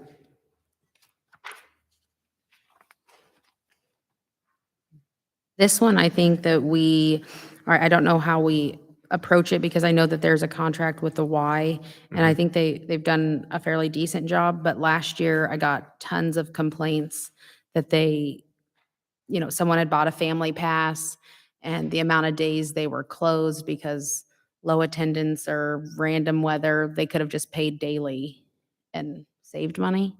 So I don't know how lenient that contract is or how do we make sure that it is being open, even low numbers doesn't really seem like a reason to close. The Parks Commission did try to address that, did work to address that with the Y. And they provided an update as to the closures. And they did modify the policies a little bit. So like on a cool windy day, if they don't have enough people, I think they've raised the number of people that need to be there in order to keep it open. Other times it was closed due to weather. If it was storming or lightning, they close down. Oh, I agree with the lightning and the safety. Yeah. My concern is there were some days, sure, it may have been chilly, but all of us know children who are willing to swim. So if there's 5 kids there, it just seems a little bit, I don't know, backwards to say, all right, we're closing the whole thing down. Sure, I understand, and they've worked with the Park Commission to adjust that. That I do know. For the coming season? Yeah. Okay. Yeah. think one of their biggest struggles has also been able to secure lifeguards is really hard because of schedules and not paying them. Yeah, and I totally get that. So then it's like, do they come to us and can we hire I don't know how to make it work, but if it's low staffing, then we need to figure out how to partner with them to make sure that it is staffed. Because it's already, I don't want to say a losing profit place. It's a community service. Yeah. Between the first of the year and the pool, I know we had 5 people certified. I don't know, last year. Yeah, I wonder, Yeah. yeah. You Pull know, somebody from the water. do we work with the school and put some sort of flyer at the school for high schoolers? Hey, city will pay for your certification, or, you know, how do we help them be staffed for the community? I think that they're working on it hard and they've made it so it's an attractive, more attractive wage. And I think also that the training isn't, I was a lifeguard in high school and it was a lot of training and that's changed a little bit and things like that. So, got to get in the right friend group that got 10 of them that want to do it, I think. But,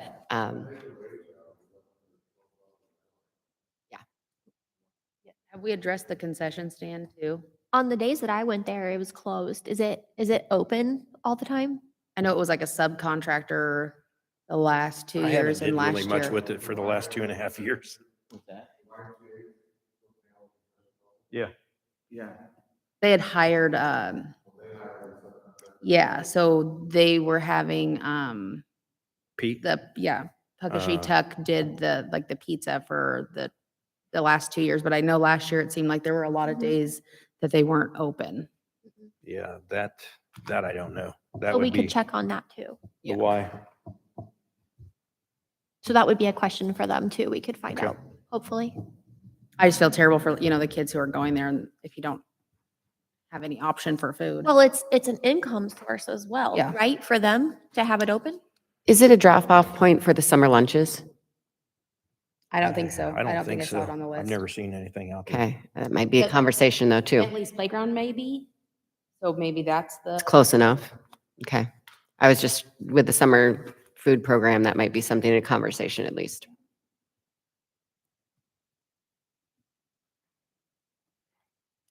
Any questions on the pool? Just as a reminder, when you go to 6499, that is the contract with the pool, or with the Y, I'm sorry.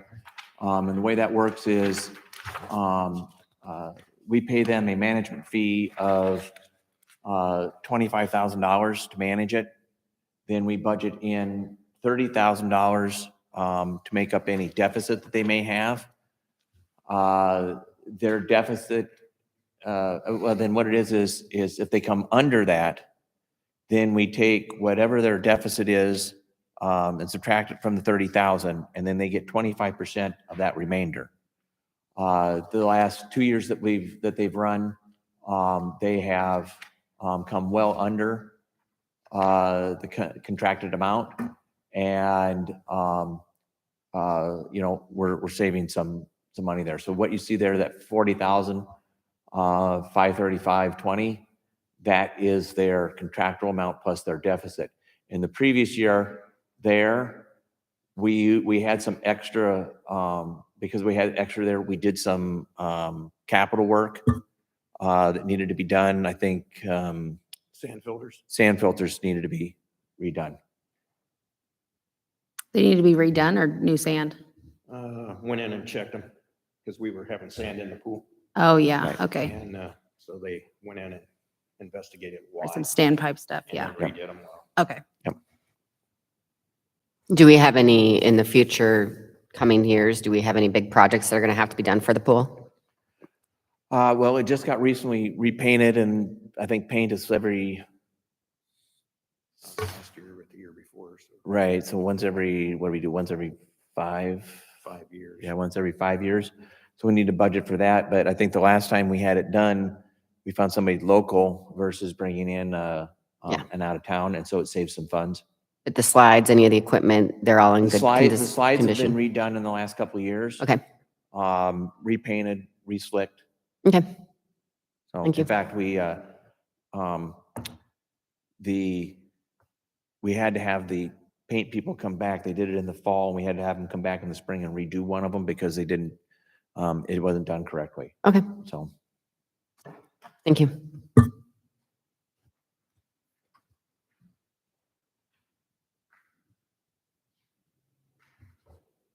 Cemetery. You'll see like service property maintenance. Took that down a little bit. And up to gas and oil supply. Raise those.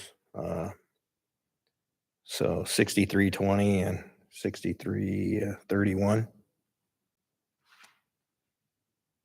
I forgot to ask a question about staffing. What do you have for your staffing related to the cemetery and your parks? I have 2 in the parks, but then I use my bridge guys. Okay, When the bridge isn't running, they go out and mow grass. So how there's many 2. bridge? 2. 2 bridge. And cemetery, there's 2. Okay. What's that? And 1 administration? 2 parks, 2 bridge, 2 cemetery, and then your administration. Okay, thanks. And with the, just quick, before I forget, with community development and housing, there's just 2? Yeah, just, Pam and Keith.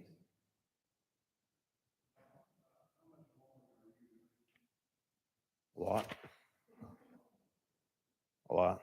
So like vacant properties that we've inquired, I'll jump on the zero turn and take it with me, and I'll go catch these little properties. The Bodden House, the Palace, that block around there, 600 block up here across the main at the Mexican restaurant, that corner there. We own up to their deck. There's one across from the Quick Shop, or 7-Eleven. There's a little lot there we own. I just kind of bounce it wherever I'm needed. So like if I got a guy going on vacation,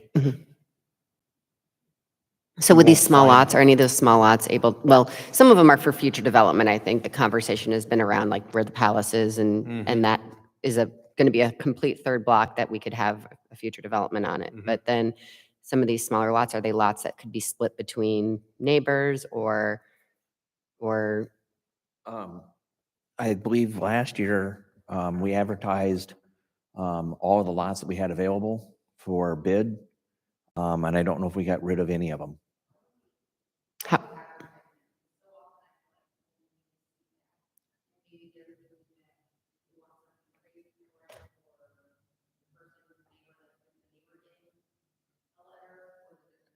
Well, I know this last time, I think we advertised it in the newspaper and on Facebook. I believe that, and where we have a residential lot and they have 2 neighbors, that they have been contacted in the past to see if either one wanted it or split it.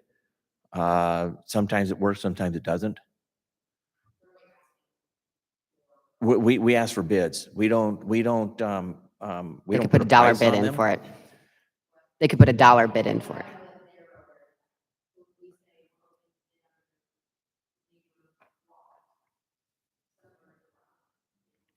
Right.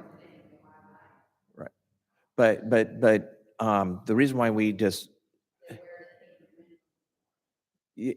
that I can't tell you if they're aware of that. But the reason why we take bids is, that way we don't have to do an appraisal. If someone comes in and makes an offer, then we have to do an appraisal and sell it by law, sell it at appraised, value, or justify a legitimate reason to sell it under appraised value, which is usually we have a development agreement. Okay, so we do solicit the bids. We can work to do that again, and then do more of a publicity campaign that basically says, you know, there's no minimum. You can put whatever you want on it. Sure. I Right. And I understand that. You know, like I said, we'd have to do some education because the process we follow is set by the state. So I mean, you know,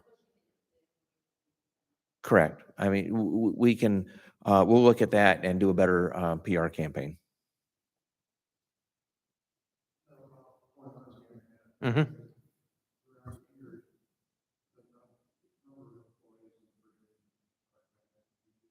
Mm-hmm. Yeah, we're down to bare bones.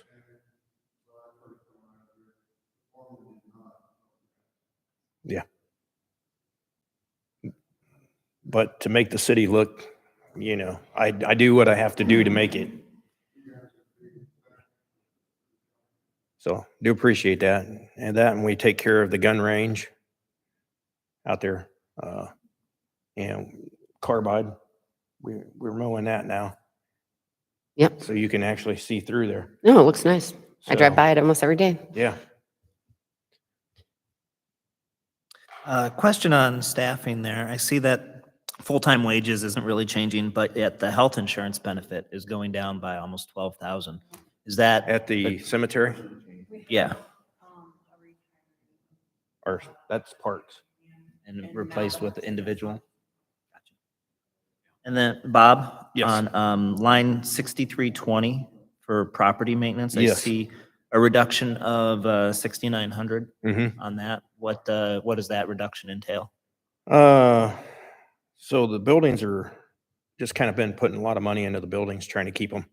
So we, in the office now, we have central air, heat. It was just an old wall unit. I think it come with the building. So it ate a lot of fuel. Just felt like, you know, this year we could, You got caught up on a lot of that. yeah, maintenance. we've really kind of got caught up on. The only thing I've got going on now is people are stealing my signs out of the cemetery. Stealing what signs? Exit signs, letters. So, like letter E. They just take them. I have no clue why, but they do. Just a sign. They leave me the post.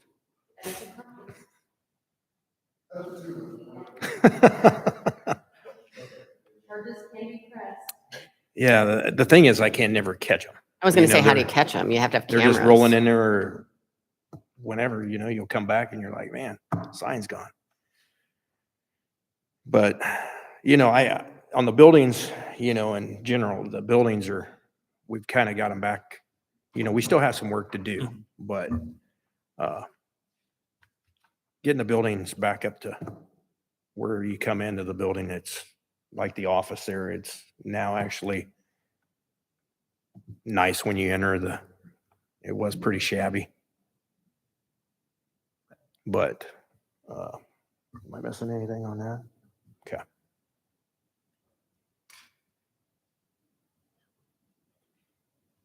So last year, the council approved having some sections of the cemetery cleaned up. So did that go well? Is that completed? Cleaned up. Oh, yes. With Robert leaving, we have kind of just put things on hold and letting Brian get his feet on the ground running before or to see how he wants to proceed in a different direction. I have not really dug into it. We've took out some Okay. and it's been okay, but with Robert leaving, I didn't think that was a can that I wanted to kick over without Public Works being on board, Okay. which I have not really talked to Brian, but he hasn't been here long enough. Will there still be a couple times a year, like maintenance deals? Yeah, so like the cleanup, Mhm. like flowers, we're still doing. No, I'm talking about resetting stones and stuff. Oh, yeah, you mean cemetery tune-up? Yeah. Yep, that's actually done out of Parks and Rec, But but we're gonna continue. You know, our biggest, you know, hopefully Robert will come and help operate, you know. I can operate it, but not You got John. Oh, He's not here, but Yeah. yeah, he's one of them. so yeah, that's the plan. You know, we have one already scheduled. Okay. I want to say it's somewhere in April. April or early May, I think, is what it's So- been traditionally, yep. Yep, Depending on weather, you know, if it cooperates of with us, course. who knows? And then we just make another, like a rain date, but that'll continue on.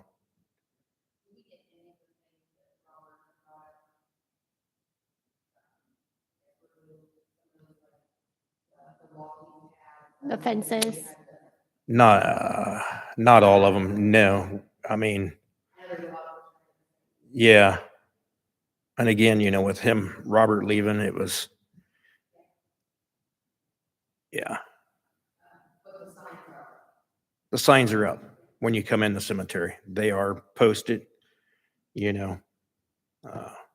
But they'll go through and take the decorations, you know, in that time, the dates that they can be there, you know. They're real courteous about it, you know. The guys are, they're not. So.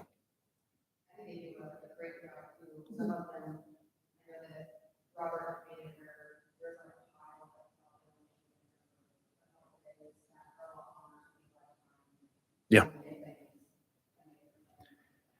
So Robert's goal was, you know, when we started taking stuff apart, like trinkets and whatever, where we would mark what grave they come off of and set them aside.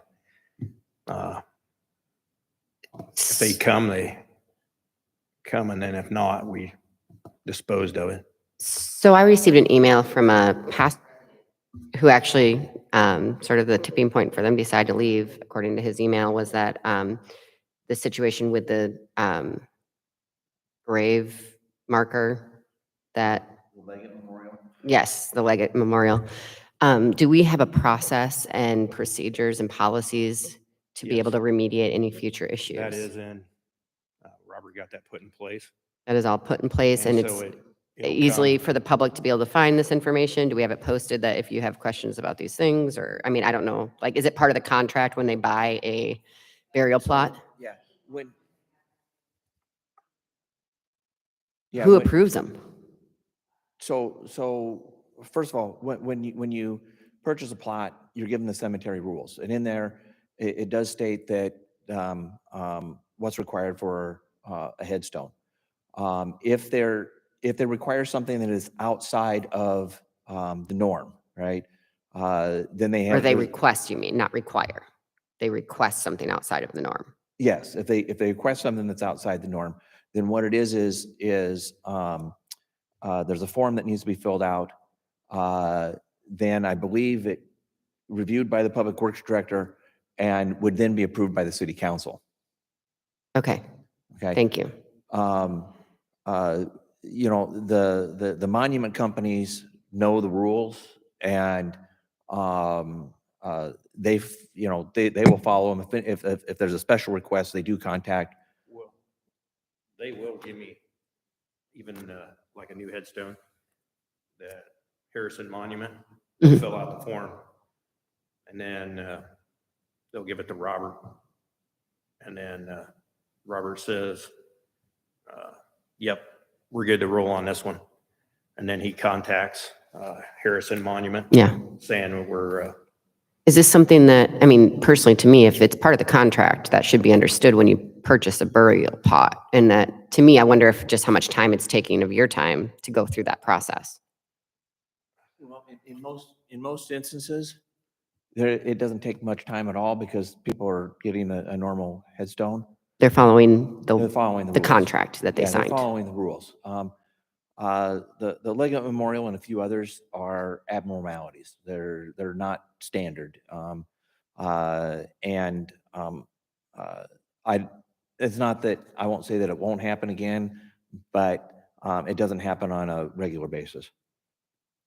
But we do, when they purchase a plot, even if they purchased a plot prior, there is the standards within that Yes. already.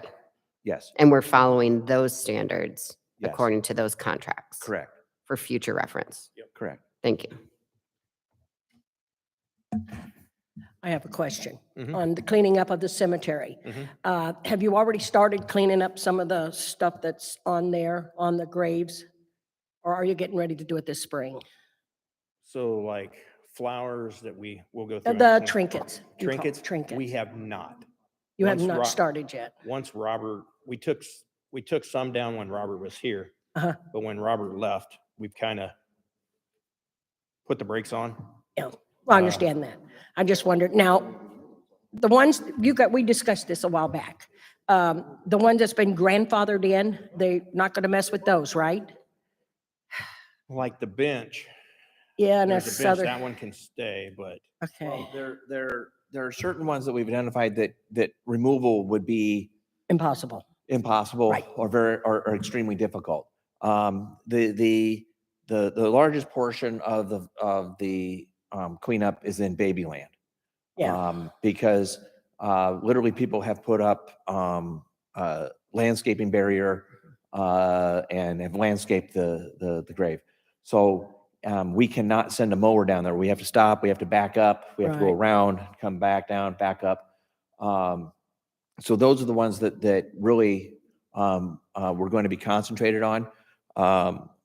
Robert took it upon himself to remove those. So that way what it is if somebody came in and said, hey, you took something off this grave, where is it? And they're upset. Bob could say, talk to the public works director because he's the one that's in charge of it, because Robert wanted to be able to take the heat for it. Right. So. Okay. Yeah, I was just wondering. So you are going to go ahead with that, though? That's the plan is to move forward, but Bob was waiting until Brian came on board to reinitiate the plan. Okay. All right. Thank you.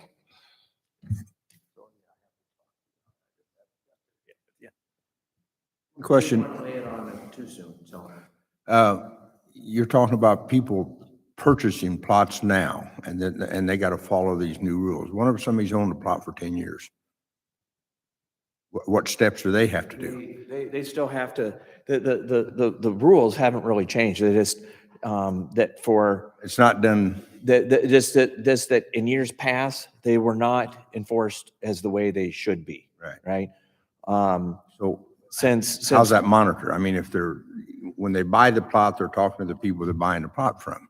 Right. They've done owned this plot for 10 years. So what it is they still have to contact us when there's a burial. Okay. Right? They would, if they, normally they'll engage a monument company, and the monument company is talking to us, right? If they're not talking to a monument company, hopefully they're coming and saying, hey, this is what I want to do. If they're not, then at that point we do go out and catch up. Like I said, those instances of where they're not talking to us are few and far between.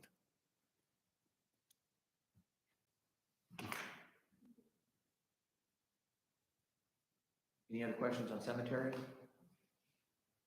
Any questions on the cemetery budget? Other things. All right, I'm gonna put up is sanitation and EJ.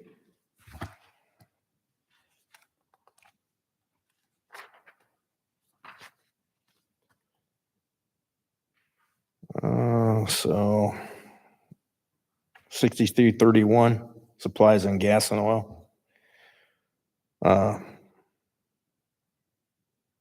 Increase. And 6332, it's down. So one went down. We do have them new trucks, so not as many breakdowns as the old trucks were eating at us. Fuel is just one of those things.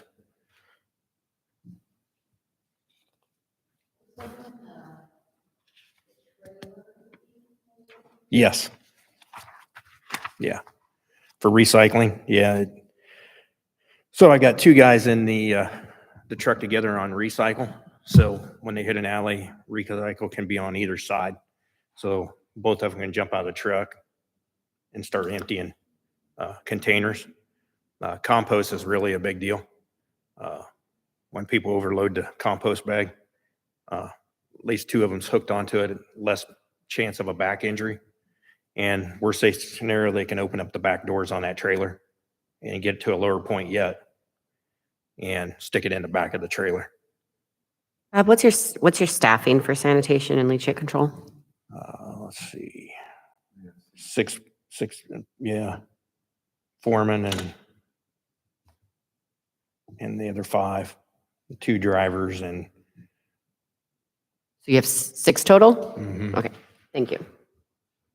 And you'll find me you'll find myself out there. And how is On that recycle. compared to what past numbers staffing has been?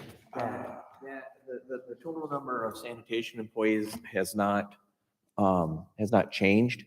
What it is when the previous superintendent retired, we transferred or put Bob in charge, but then hired another person that we kind of use as a floater.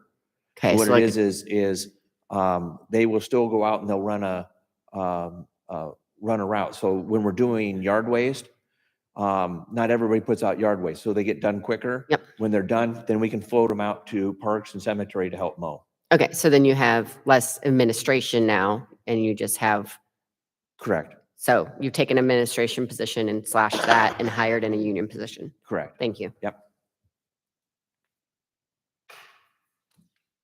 Some of Bob's salary still does come out of there, but a reduced amount. Yes, yes, oh, yep.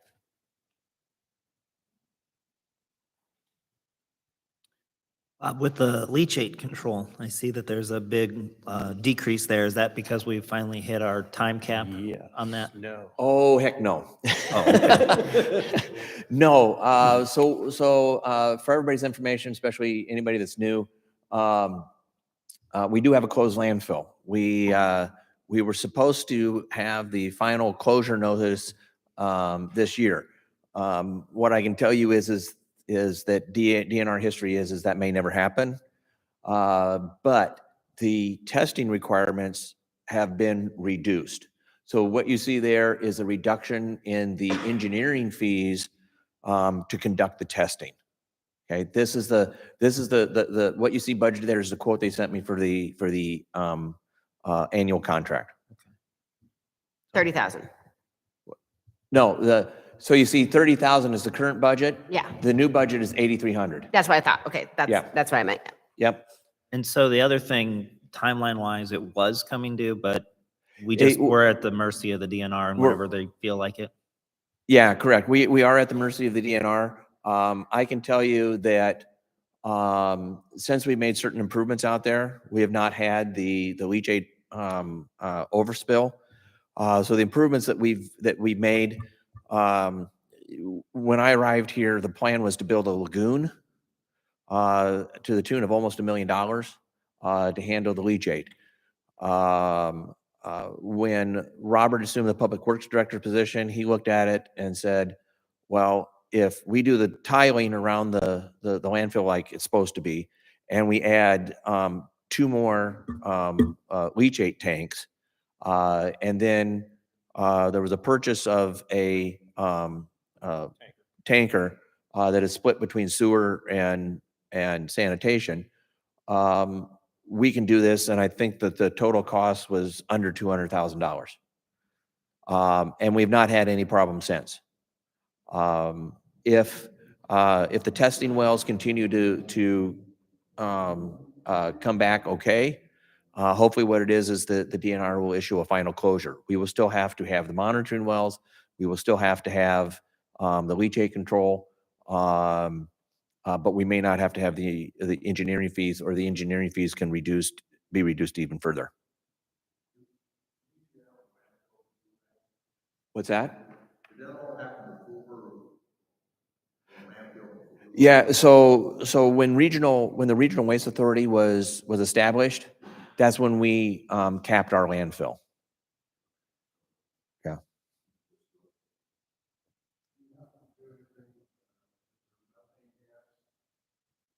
I'm not, there might be, I'd have to check on that. Do you know if any methane? Of course, yeah, he's never worked with landfill. I'd have to check on that. I don't believe so, but part of my mind says that there might be. So I would have to check on that for you.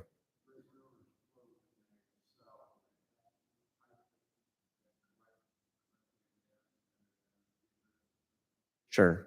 I will check on that for you, to be sure, but, again, part of my mind says no, but then the other part of my mind says that the last time when they sent over the estimate for the engineering contract, they did mention methane, but I will check on that. Yeah.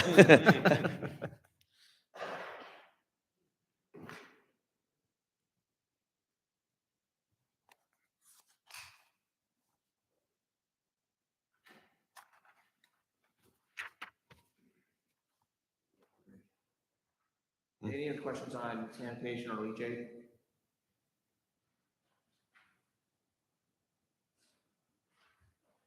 All right. So bridge. The bridge. Not a lot of changes from last year. You'll see where I don't use like a light item very much, property maintenance. But if we have a problem with the bridge, that isn't very much money to cover it. If something really drastically goes wrong, I will tap into it here coming up, because of FRA. I got to put some, hand railing and some step outs again on the bridge for safety reasons. What about this 5-mile-per-hour wind situation? Has that been remediated? What's that? Has the aspect of the safety issue, it sounds like it's a safety issue that with the wind, and was that something that can be remediated as well? Oh, That's an issue to do with the brake. yeah, the brake is weak. So the brake is weak. Have Yeah, you so- been able, is there enough money in the funds, you think, to be able to remediate that issue, especially if it's a safety issue? Or would you not consider it a safety issue? It's Would you really consider- not a safety issue. Even at 25 miles an hour with the brake working, you can lose control of the bridge. I mean, it depends on how the wind's blowing up river. Yeah. If it catches it, it can send it, you can be headed to shore pretty fast. And Uh-huh. that, even if we did redo the brake, it's not made to, Not designed to be able to, yeah, it Operate won't, in it that won't type dead of- stop it. Okay. You know, the bridge I will get it, still understand. continue to head to land. okay. So, but, you know, we had some bearing work done on the lift jacks this year. Had a new bearing put in. Chris found from Majestic that it was lifting. So the bearing was actually crawling up. The shaft was actually crawling up inside the bearing and get to the top and drop. So we had it replaced, and that's repaired. FRA, it just needs to be, we just need to address it to show that I'm getting started on the project. Do we have like a wind meter out there so we know what the wind's blowing? I can wind meter it on my phone, and then we can call the locks and ask them what the wind That's speed what I was is. going to say. Yeah, that's good. Okay.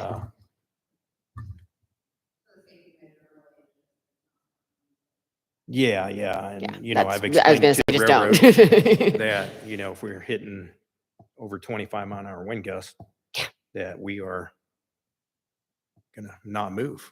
Well, No, what was that, last year or the year before?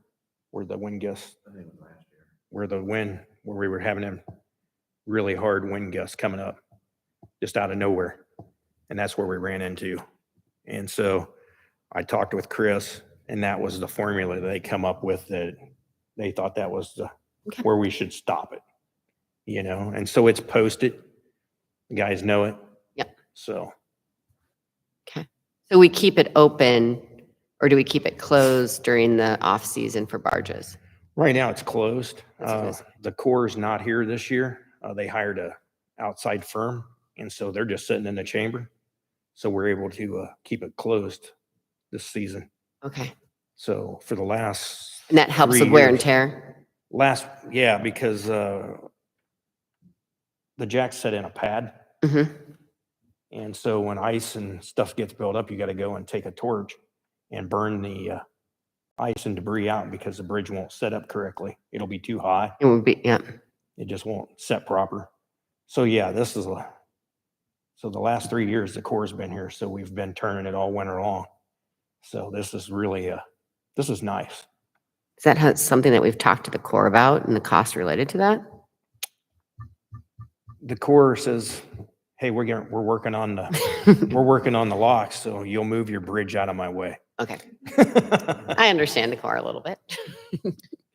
And we did just get the formal inspection report back. Have you had an opportunity to review that yet? Or will that be, will we have a further discussion sometime in the future? Well, we get it inspected every year. We do each side every other. And I don't think much has changed from year to year, but the same deficiencies are still there. We have tried for a planning grant to help us figure out what we need to do for design fixture to fix it. It was very competitive this year. I think there was 15 billion available, and they had 250 billion apply for it. We did do a postmortem on the grant application, and the deficiencies, I don't know if we're able to enhance them in any way, because part of it was is there a connection to how's this connect to ground transportation? And there isn't a direct connection to ground transportation for the rail bridge. So that's just one example. What I'm hoping is Miller Meek's office has said in the upcoming next fiscal year, of course, they still have earmarks. They said, if you got anything, submit it. So we'll be taking that raise grant and basically submitting it as a earmark. And hopefully that is something that the Congresswoman will push forward. They only have a certain amount, each of them has a certain amount of earmarks that they can do. And I think it's either 15 or $25 million. I can't remember which. So they try to maximize it as much as possible. So anything over, I can tell you anything over $1 million, but will not get fully funded through an earmark. But I think that $1 million has a good chance. What's our real quick rough estimate on what we would 25 need? million to repair it. 25. To do everything to bring it up to full standards, because it is going to have to be painted. The swing arm, there's plenty of things that need to be fixed on the swing arm, and everything has to be custom made. The parts for a 1913 rail bridge are not available at O'Reilly's. So What's the cost of just building a new one? a lot more than 25 million. So is that $25 million, I'm assuming that if you were doing a planning grant, that would spread that over a certain amount of time, that you're saying that these are the orders, this is how you'd want to get it done. So what it is the planning grant would help us better define the actual cost Scope. estimate. And then, yes, we could piece it out,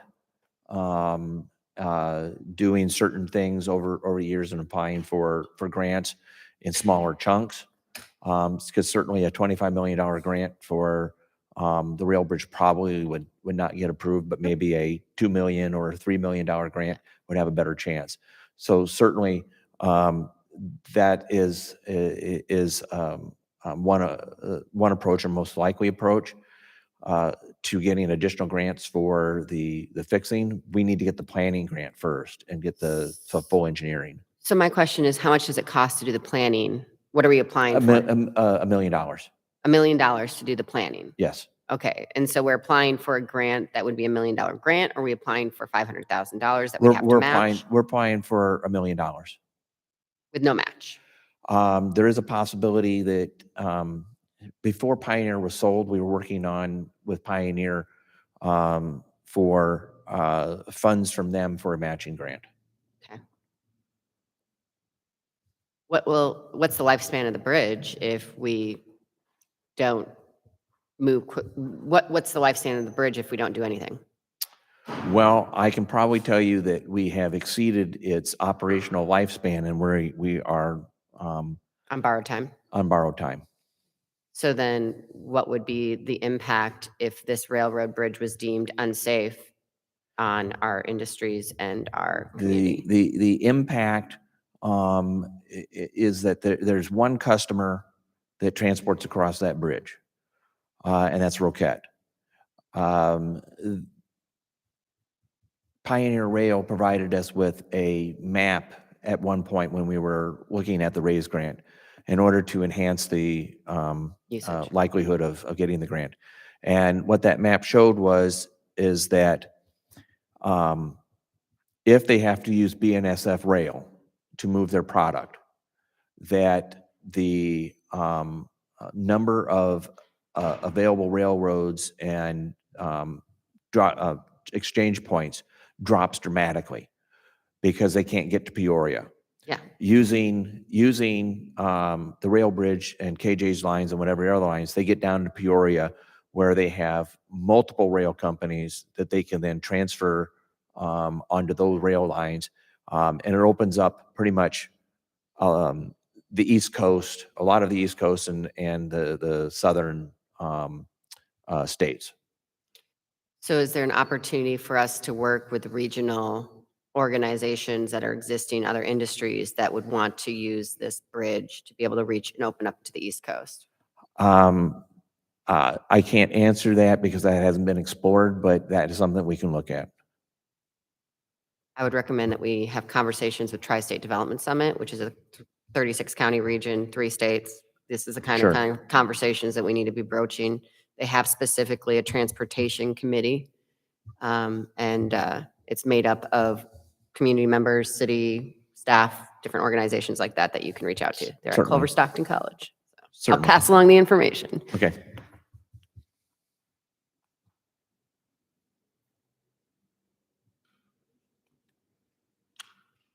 Any questions on the budget? And when you do look at 6408, the insurance, that was the last quote before the insurance company did say to us that that they weren't going to insure us anymore. Carrie is looking for another carrier. I didn't know that. When did they do that? Wow. They didn't like the bridge no more.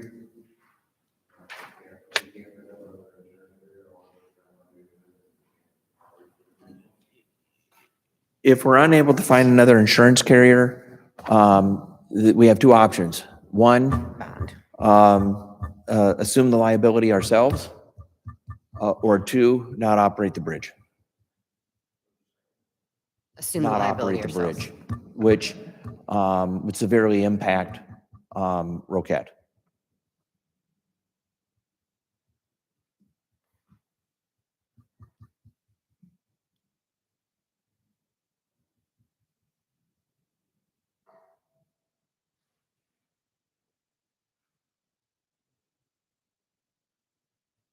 Any other questions?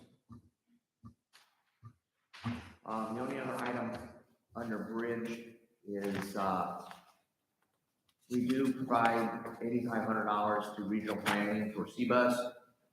For whatever reason, it's been coming, they put it in the rail bridge. We do levy, no, I'm sorry, we provide $8,000. This is still the 85, that is regional transit, I'm sorry.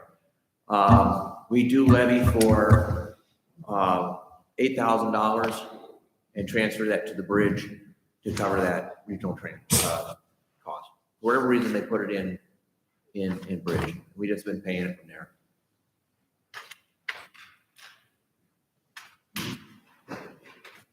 Want a break? Yeah. All right.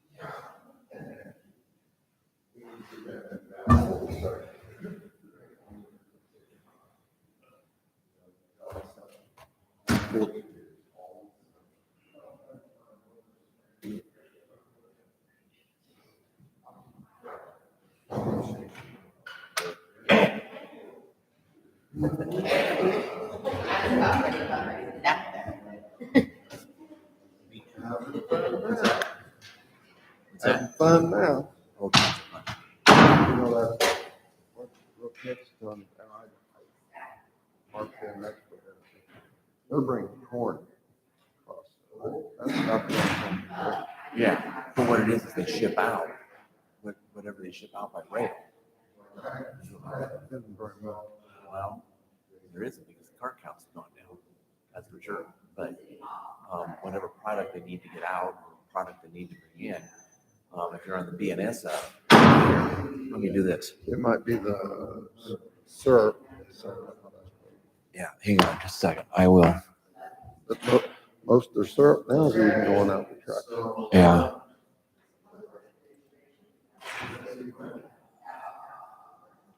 Under bridge or rail bridge? It's under bridge.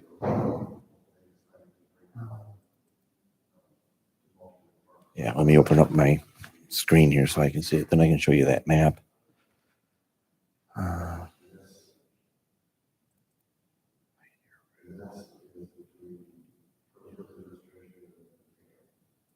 Yeah, okay. So this is the rail access if all they use is BNSF, right? That's a rail access that they can use our bridge.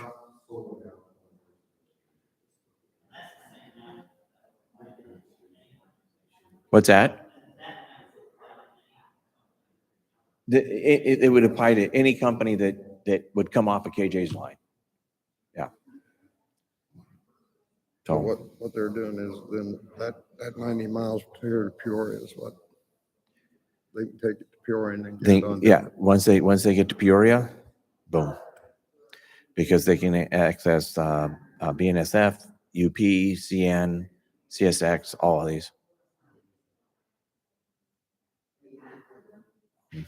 It's a drastic difference. Because I think, I don't know how they'd be able to get to Peoria from Keokuk, No, they got it. you know, The old line goes over there. yeah. So, If they got it up. yeah, That's like they told us on the bridge, you need to put in heavier rail right. because Roquette's making bigger cars. Well, we put in heavier rails and they didn't put any more heavier rails in. No. The rail. Well, that's just it. Their lines are only good 10 miles an hour. They can't go any faster. So, My point on that. Buys this thing 10 years ago, and then they don't go get repairs. And they just, and their dad was a giraffe hunter in Africa, so they put up a giraffe. well, so what it is, I got you. Well, that's something, So if they see what it is you got to build a base for it. because the guy's gonna go, this is my property, I can do what I want. That's what Megan did. Right. I just wanna make sure that we stop that. Right. And sorry.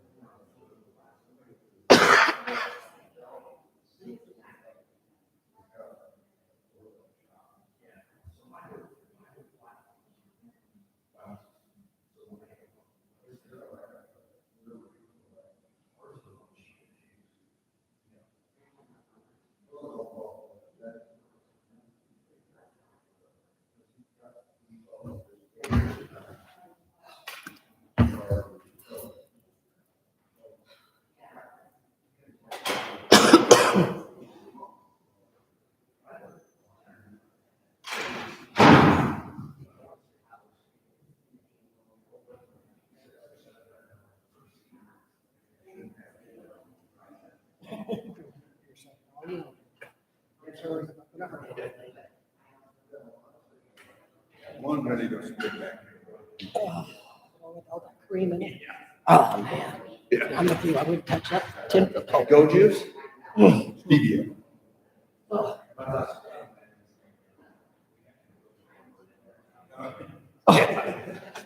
Yeah, I like a lot of shit.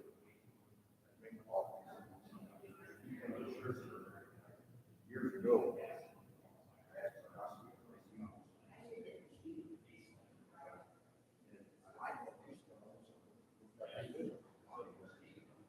Yes. Yeah, it's better than some-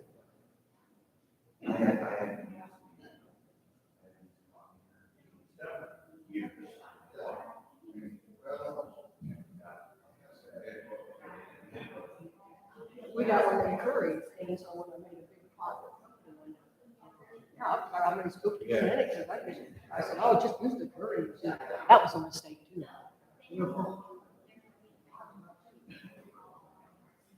But it's better.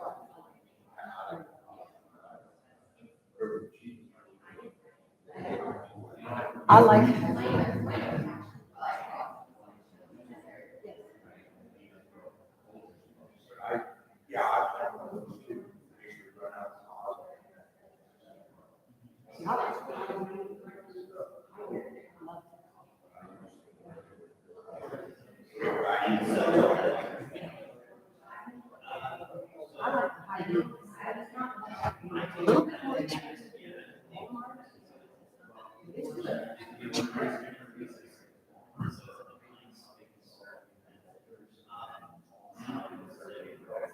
That could be. I like what you're talking about.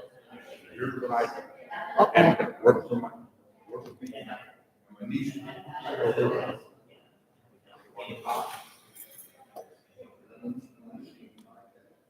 That are in the lowest setting.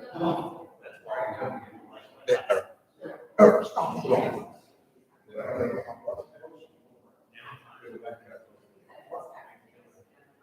Makes it all. It turned 580 degrees. And then second, I said, oh, nice. Don't add. Really? It works for me, and it works for my niece. My Well, I wife, like breakfast. I says, I'm too smell. Yeah. It works for me. Yeah. Hey, as long as it works, that's all that matters. So is this all we got? Are we done after this one?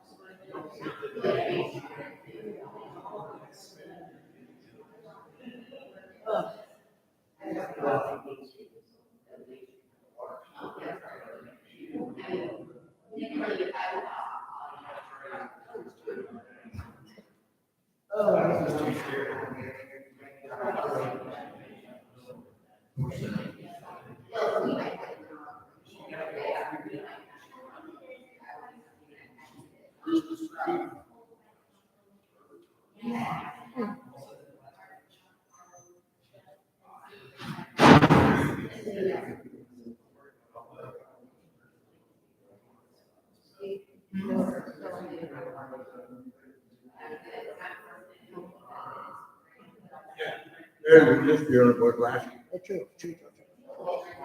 That's true. But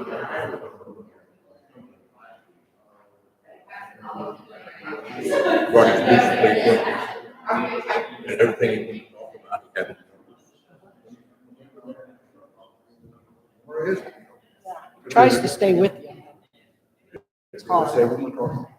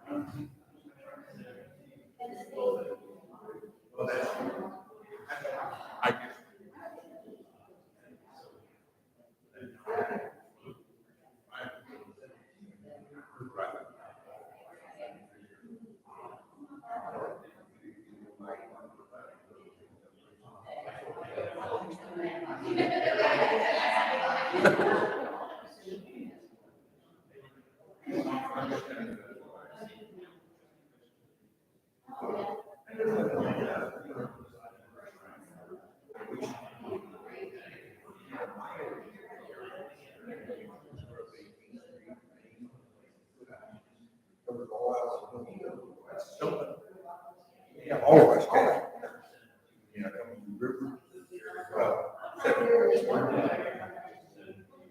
yeah.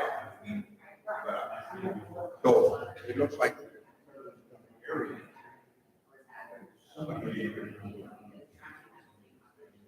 maybe they will.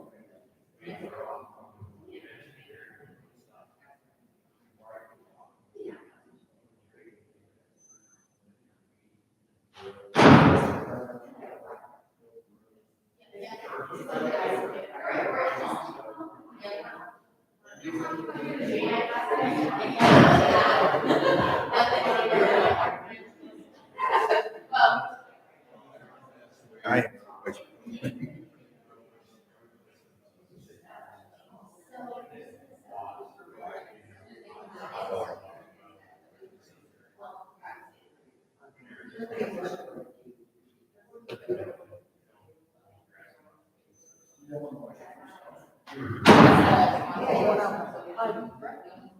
I don't do that. I'll tell you about that. I gotta say something before. Oh, okay.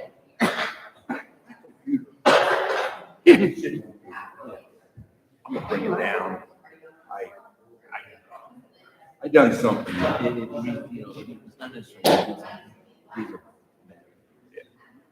And I looked and I brought it down to Pam, but you were gone. I was gonna bring it to you. So Pam was on that, so I shut it off and then I put it on charge and I got it back out. I can't get back into it. So I'll bring it down tomorrow. You come here. No, I won't be here tomorrow. Yeah, sorry. When you retire, you know, the next work day you'll be. I'm here today, I'm not here tomorrow. Shelley?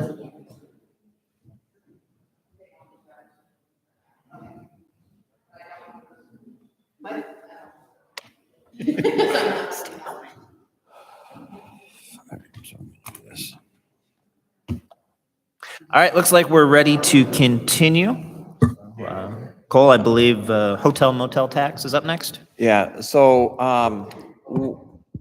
what you see in hotel motel tax is the actual requests from all of the entities requesting funds.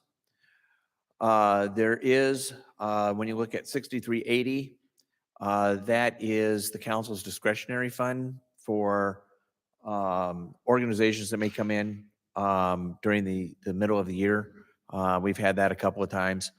I think that 5,000 that's in there was for Big Dam Street Festival.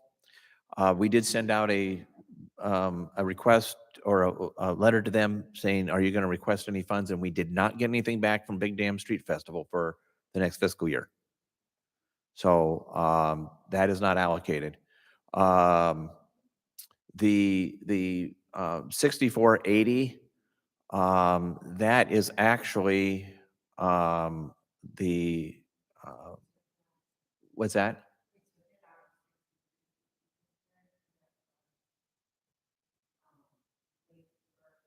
Yeah, it should have come out of a different fund. But anyway, 6380 should have come out of I'm sorry, 6480 should have come out of 6380. So that's why that's zeroed out there.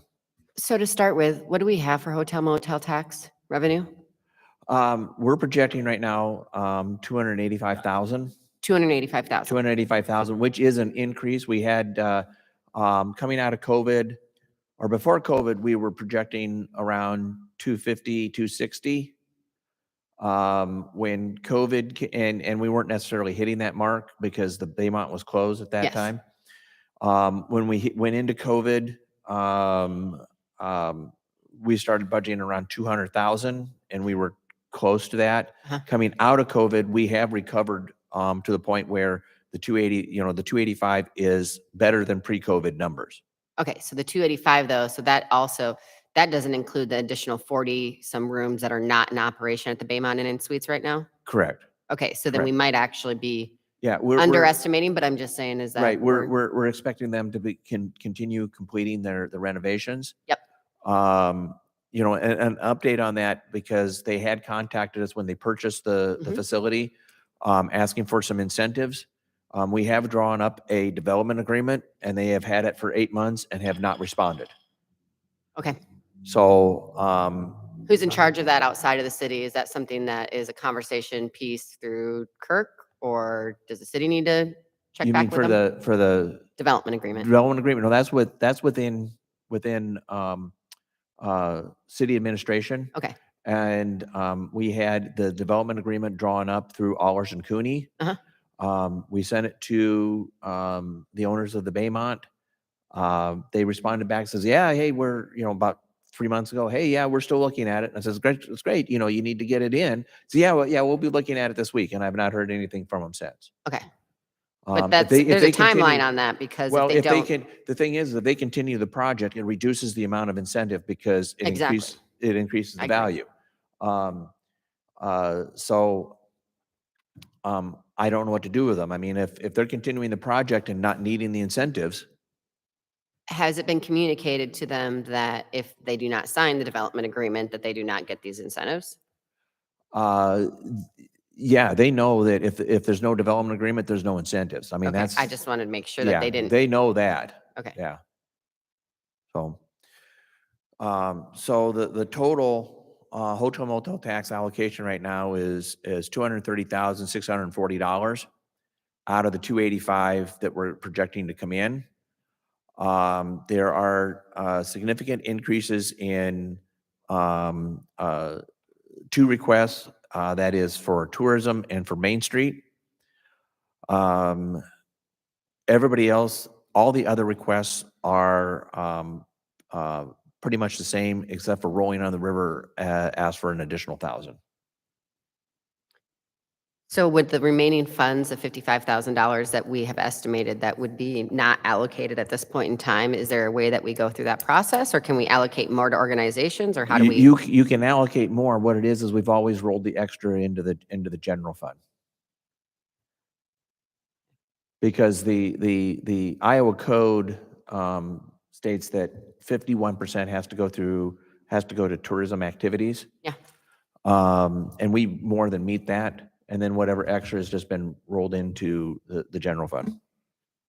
Is there CERC money in this, or is this just tourism dollars? This is, say that again. CERC, the casino money. Casino money? No, oh no, there's no casino money. This is just, these allocations are based solely upon hotel motel. And what do we do with our CERC money, our casino money? It just rolls into the general fund. How do other communities use their CERC money? I'm not sure. Fort Madison does his grants that go out to organizations to do community and economic development. Everyone else does it dedicates it to community and economic development, other than Keokuk rolls it into our general fund. So, Yes. And throughout the year, there will be people come in, ask to help fund a program or event that they're putting on. And that's what we give. If we funded it, we funded it out of hotel motel tax. Correct. And that's where that in 6380, Yeah. that's the council's discretionary fund.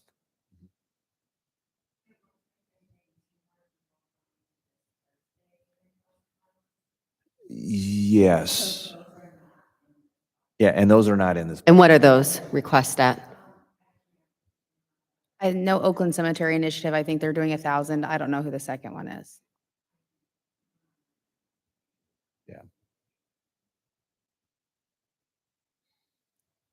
So this is the time that if the council would like to discuss any of the allocations, make any changes. Well, one of the things I think that we talk about housing being a priority in our downtown is, you know, having a lot of dilapidated buildings right now.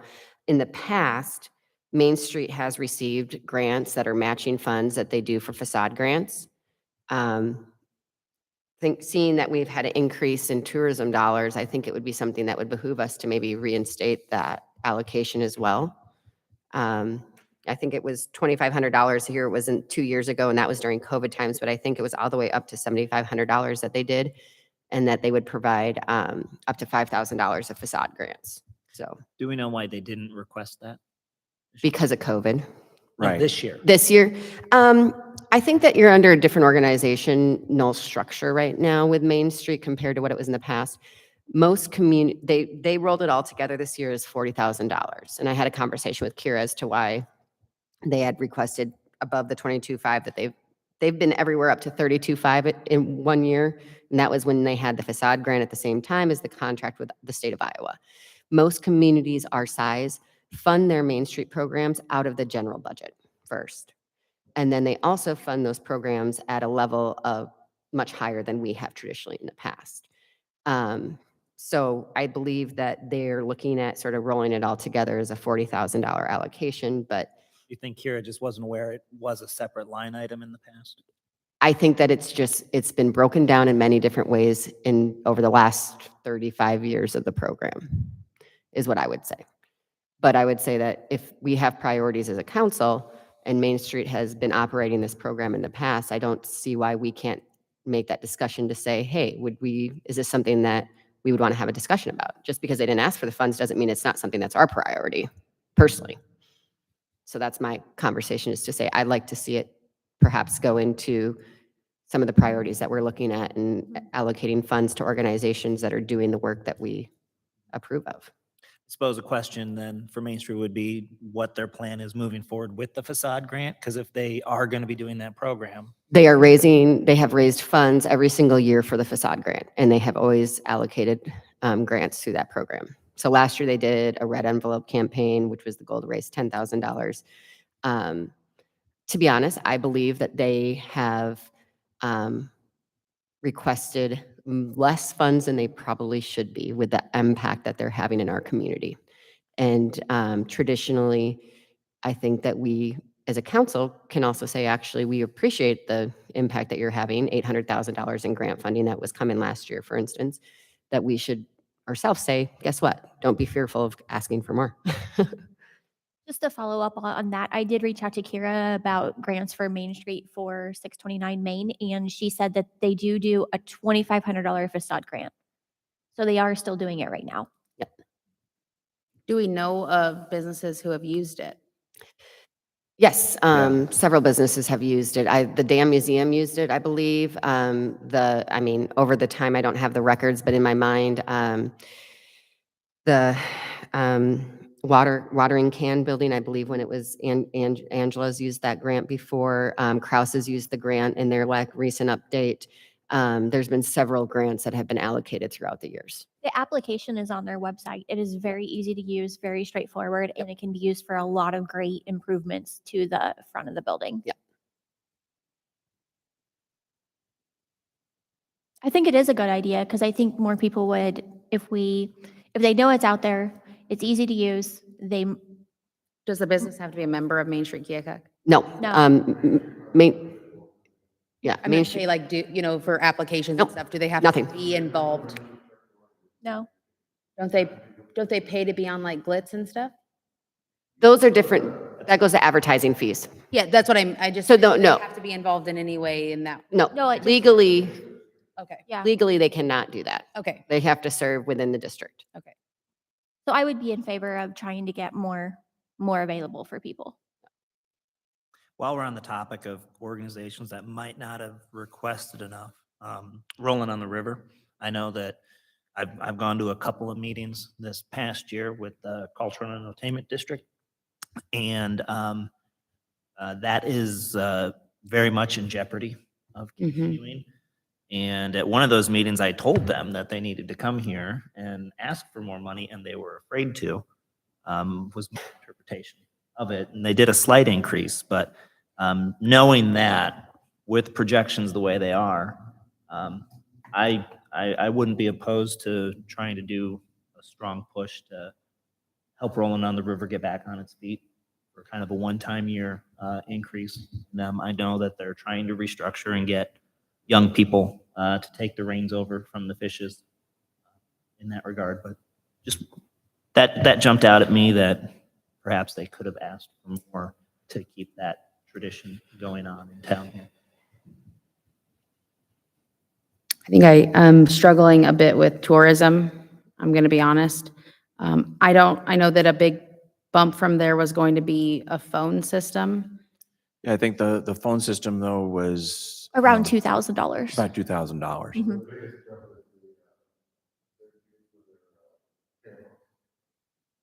And that's these. Yeah. It's 23, 24. It's current. So one of the things I struggle with is that I see there's no, and this is, I mean, I see that as an opportunity that our businesses are missing out is having opportunities for sponsorships within our pamphlets. At this point in time, there is no advertising dollars that are sought. These are purely printed through city funds. And when you don't allow your businesses the opportunity to advertise in these types of pamphlets, which most communities do if you look at them, that is something that they're missing out on. Well, and I personally feel that way. there's businesses missing on a couple of Yes. like the apparel, and I agree. When I went to Waterloo or even just in Ottumwa recently, their hotels have where like the Hawkeye, for instance, could put a picture of, I don't know, whatever they're an award-winning dish, or you're focusing on your small businesses and local owned, whereas they're all just listed together. And traditionally, what I would say is that I would say that how we are consuming information as consumers is people that are, I'm in my 30s still,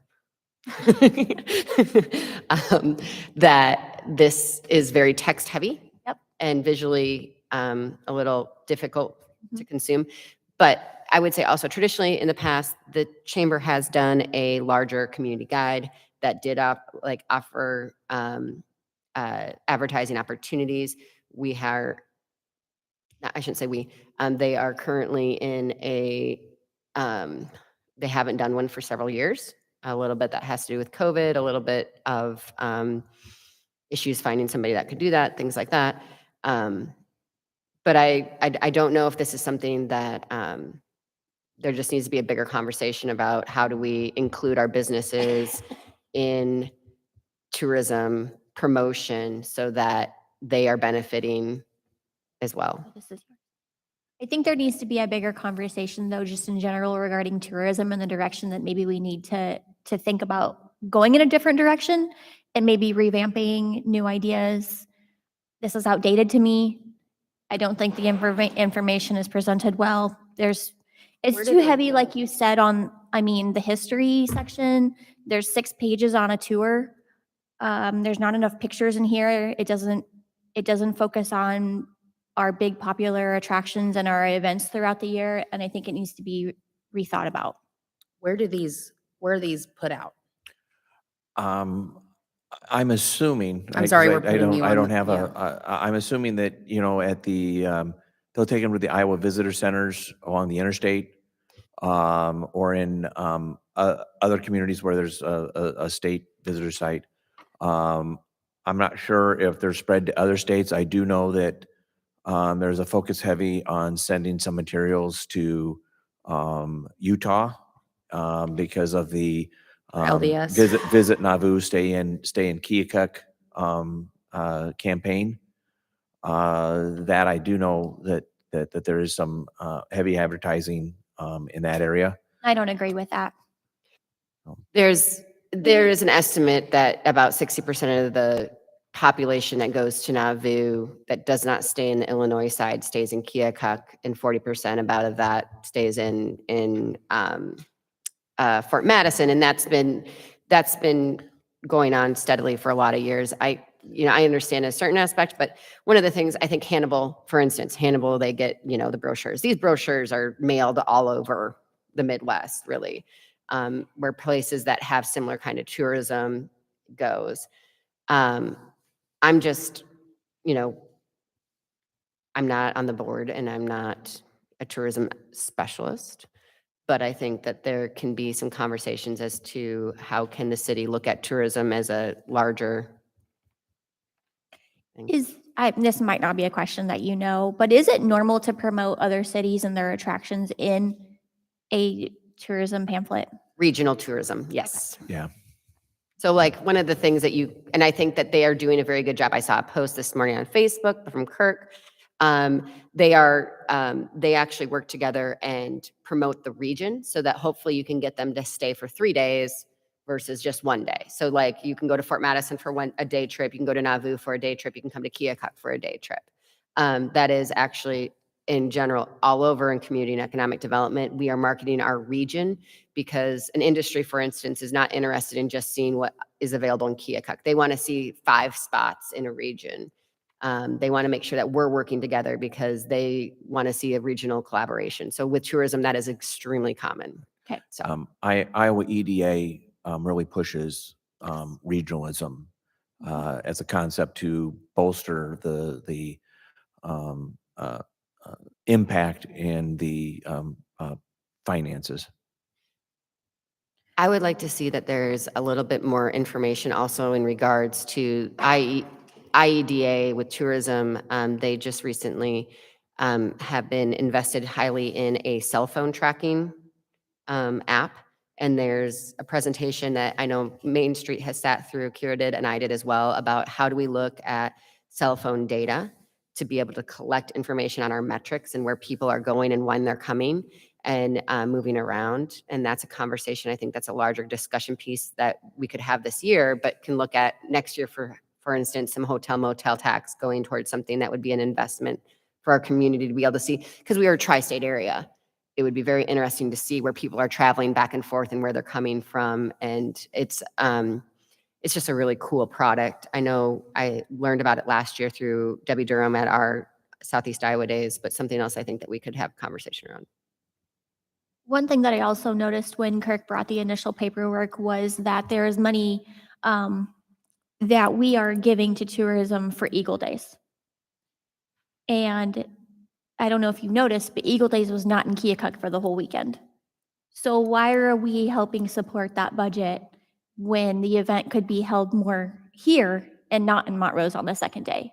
And why, I'm obviously not in tourism, but if they're doing it at the Montrose riverfront, why aren't we using our riverfront and maybe using our depot a little bit more and getting people down to the riverfront here? So I'm concerned about that we're helping pay for Eagle Days and the event's not in Keokuk. I would say most likely that it's the Montrose event is funded through Montrose money. The Keokuk events funded through Keokuk money. I'm making the assumption somebody who operated or, Yeah, we don't know. Yeah, I don't have information. but I don't that. have mean, the we can- details on that line No. item aspect. Yeah, I'm not on the board and so I don't want to speak out of turn. And I'm thankful for the people who are volunteering because I am not a professional, but I do agree about the riverfront aspect of it.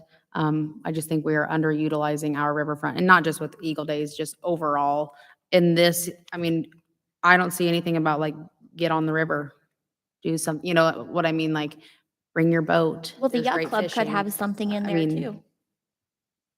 Sure. Well, and we funded not funded, I shouldn't say we got grants to look at water trails, for instance. How do we look at kayak entry points, exit points? How do we use the 3 rivers that surround Lee County?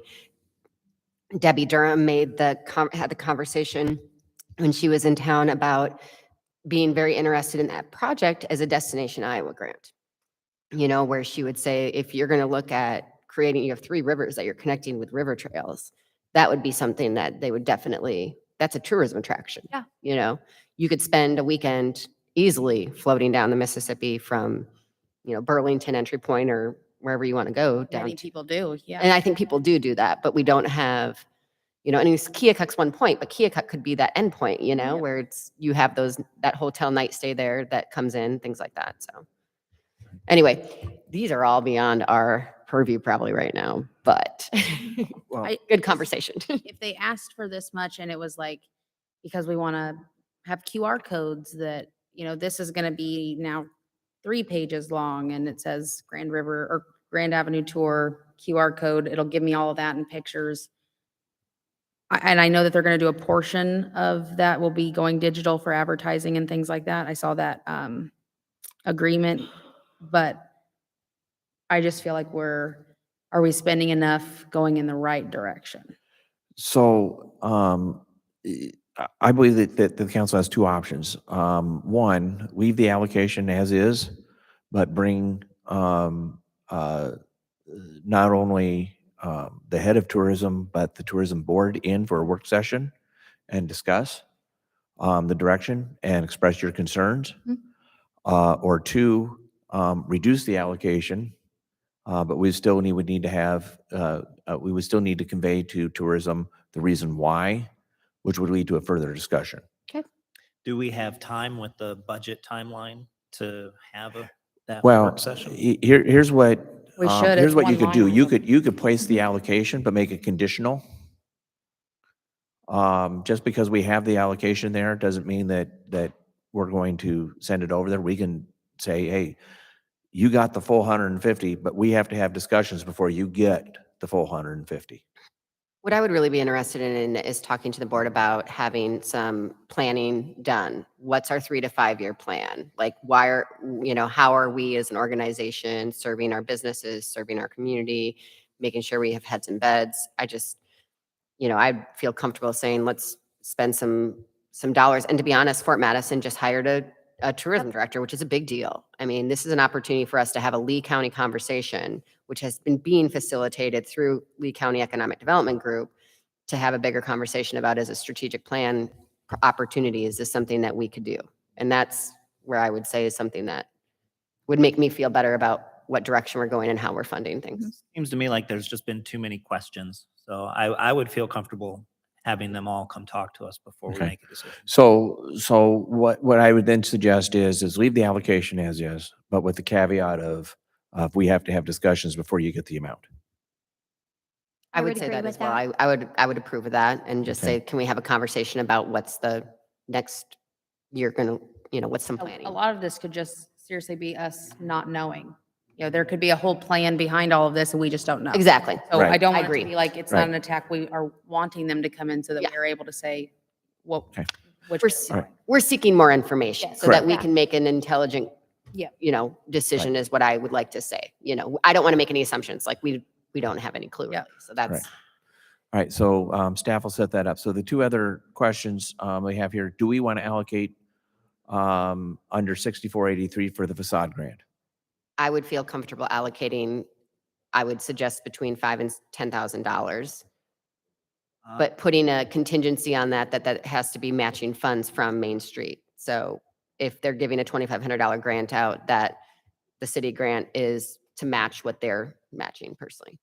So that they have buy, what I'm saying? They have buy-in. So they themselves are allocating funds at there. So I guess is that the business gets 5? I'm just trying to differentiate that. Is it, they're going to do 1250 and we do 1250 to one business, or 25 and 25? Well, I don't know how their program is, so I don't want us to dictate how their program works. But what I would say is that it would be a minimum of 50% match from this Okay. Main Street organization. Potentially $5,000 could do potentially 4 businesses or more, depending on what's needed. Right. Okay. I think in the past, under the facade grant, and that 2,500 is not what the original amount allocated was. I believe at one point it might have been 10,000 to 15,000 for the facade grant or even more. I'd have to look that up. And I know that that at one time that was like 3 or 4 businesses. I think I'd like to see 5 with the 50% match, and then it has to be used this fiscal year so that we can continue to build on it. Yep. none of the, use it. Right. Get out there and get somebody to apply for these. Right. Yep. So $5,000 specifically as a match for any additional funds. I agree. Okay. And then what about rolling on the river? They have requested 3,500. I believe that Councilmember Greenwald indicated that they are struggling and that it was put forth that they should ask for more. And this is what they Could kind we, of Can were they scared come to put back? I was forward. really shocked that they came forward. I was excited because I was told last year was potentially the last year. I was really excited that they're still going to. We have a big crowd that still really supports them. They have a scholarship fund for area kids. I mean, they do a lot, but I'd like to see, unless you already know, I mean, what's an amount that would actually help? Can they come back and ask through that $10,000 that we have there sort of delegated to other projects is my question. Well, we that also have discretionary 2 fund more can people be, coming on Yeah, we've still Thursday. got We do have 2 more Yeah. coming up. Yep. yeah, Yeah, we'd want to keep that 10,000 available for, For all year. that we don't know 6 months from now. Oh, it probably is. Yes. We're For the kind of an Bottom House. intertwined group. Okay. I guess the number that sticks out to me would be 5,000 instead of 3,500 to answer the question down here. But Could we, likewise, it would be nice to have them come talk to us. Yeah, just to say They that. Right. did not come, We- they just sent the letter. Yep. right. could we also kind of leave that on the table while we're waiting on hearing from tourism too? Because if we don't give tourism their whole amount, that's going to free up some that we could just move over to rolling on the river. Correct. Which is a tourism thing. Yeah, I mean, it's Yeah, the same. so it's still going to fall into the Yes. 51% because it's all tourism. What I can tell you, the Main Street contribution, while they promote the businesses, doesn't necessarily apply to tourism, but everything else within this can be applied to tourism. I mean, if Yeah. somebody coming and looking at the art center, Yeah, all of it is a tourism. yeah, I would this say is Main all Street does centered tourism too. I center. mean, putting on the glitz, you have people Yeah. coming in from all over. You have advertisement for, And that's Right. another event that's not in here. Right.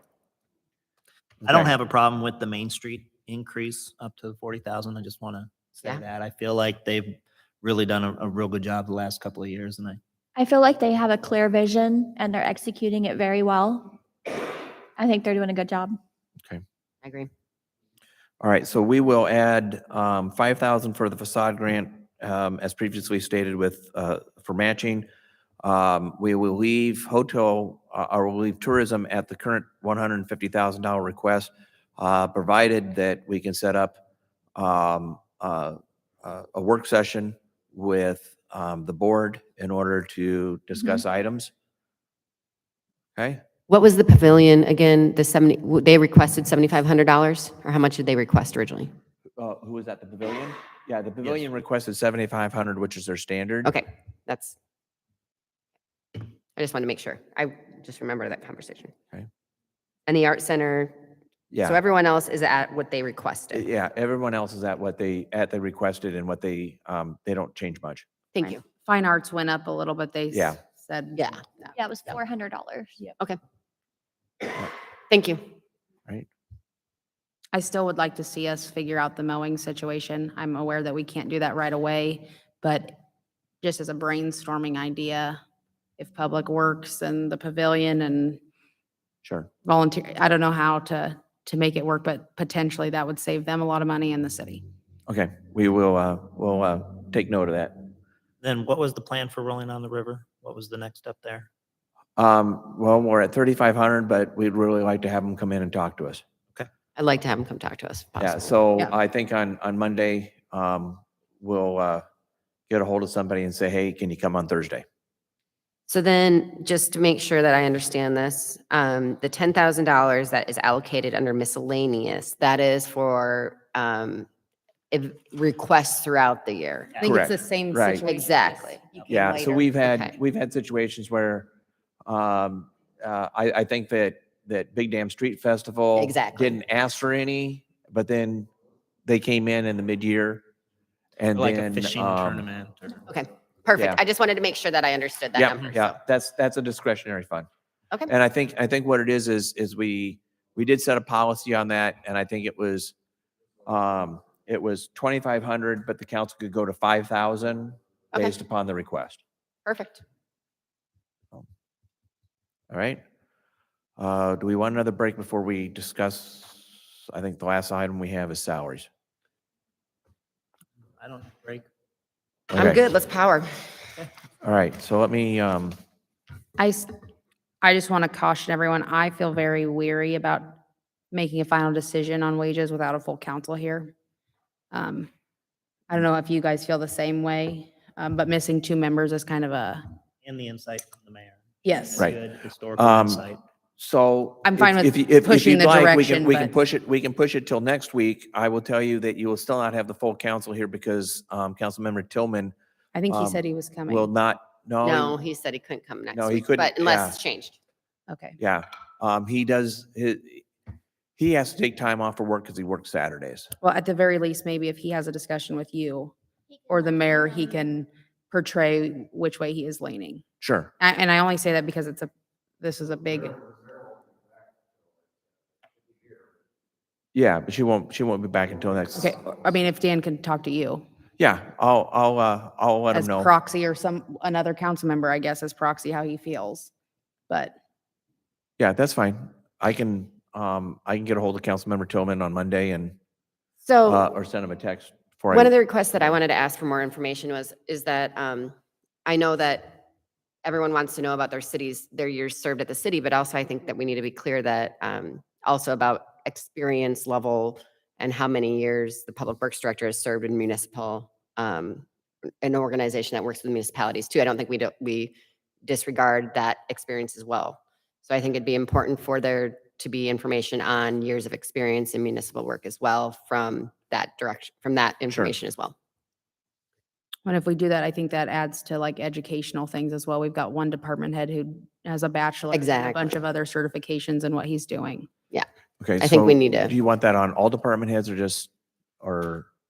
Oh, I just meant if we're going to compare experience, we do have Okay. people who have Yeah. educational advances as well. So perhaps there's the conversation about, is there a resume? I don't know, like how do we look at that aspect of professional improvement? There's so many different things that go into when we talk about, I think that's beyond just, years of experience. Have you been investing in yourself? Have you been doing professional development? Have you been expanding the scope of what you're doing? Is those kind of conversations, I think, as well. Because years of experience, well, to be honest, we all know people that have done 20 years of experience and maybe haven't, invested in themselves as well. So, or expanded what their scope of work is as Sure. well. So I think that's some of the additional information that would be helpful for council to be able to make an informed and to host an informed conversation personally. So Right. maybe that's updated resumes and that include professional qualifications, things like that. Yeah, I mean, and I'm even fine with less formal of, Just a what list. qualifications. Yes. I mean, I don't need anything fancy, just what have you done? What would you want the council to know about you and what you've Yeah. put into this position? Certainly. We can, I'll get them working on that so we have it. I don't know if I can have it to you in advance before next Saturday, but I'll try as best I can. I was Yeah, going to his say, is, well, and I was going to you say, I don't, obviously Chief Baum as well, but I Yeah, mean, yeah, some of them are updated. I just meant I didn't want somebody, yeah. I don't want to tell Pam. But these Right. are things that I think about that have always been involved in my conversations around compensation is that what have you done to expand your scope of work? What have you done to expand are you bringing in grant funds? Are you bringing in, there's just all these other things I think that we're not taking into account when we're doing evaluation that helps have those conversations to get people where they need to be. an opportunity for them to sell themselves to the council. They might work with staff on a regular basis and staff knows their achievements. Yeah. But this is an opportunity for them to make sure that we know their achievements. Exactly. All right, I will get an email out to them and have them work on that. Do note that I am going to Southeast Iowa Days, so Wednesday and Thursday. I will be out most of the time, but since I'm not the one driving, I'll probably be in the back seat trying to do some work as much as I can on a mobile phone hotspot. So for Southeast Iowa Days, it sounds like Leah Jones with the tourism board is going, Kirk is going, Cole's going, Brian's going, Dave Bogner's going. Dave Bogner's going with the waterworks. Yeah. Who? Carrie Klepfer is Yeah, going and with Carrie Klepfer's KEDC. going. Yeah. If you don't know what Southeast Iowa Days is, it's a regional 2 days that we spend up at the Capitol for Lee County, Henry County, Louisa County, and Des Moines County.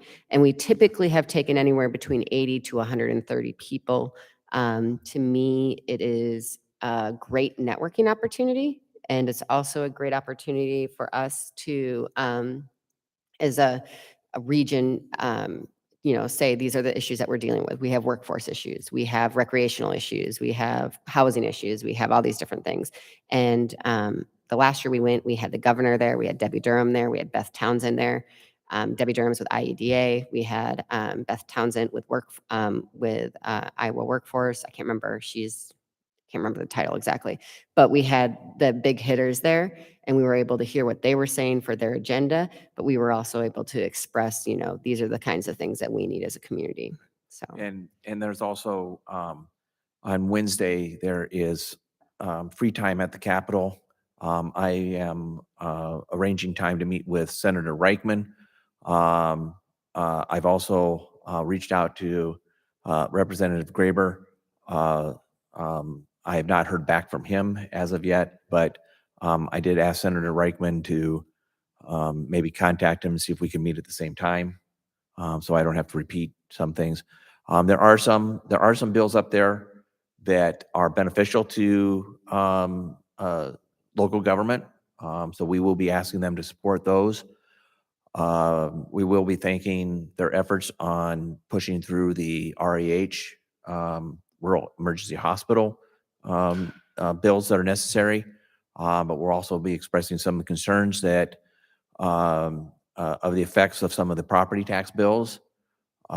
Certainly, someone like Bondurant can absorb some of the changes that they want to make, but rural communities like us are going to have a tougher time. So we will make that known. Beyond that, we'll be asking them to talk to us for information as they consider some of these bills. That doesn't always happen at the state level.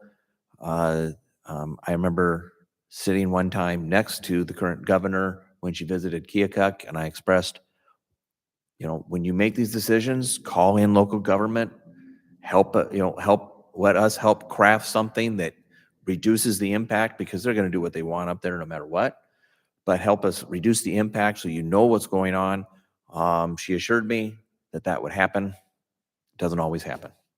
also, if you haven't signed up, I sent the information out and a blind copy for everybody, but the Iowa League of Cities sends out a very good e-newsletter about the legislation that is coming through the pipeline. Also, traditionally, the first two legislative luncheons for Lee County were canceled because of what legislators said was scheduling conflict. But usually we host on the third and fourth Fridays over lunch, we host legislative luncheons so that we can ask the questions about what's going on, as well as voice any sort of concerns, and that's open to the public. They have a Zoom option as well as an in-person option. Right. And I did send everyone on the council a calendar invite for those. They are held at the Learning Center, LCEDG. A few of us did show up last week because we didn't get the notification announcement, but they're held out there. I think there needs to be more contact in between those times, considering some of the bills that are coming down.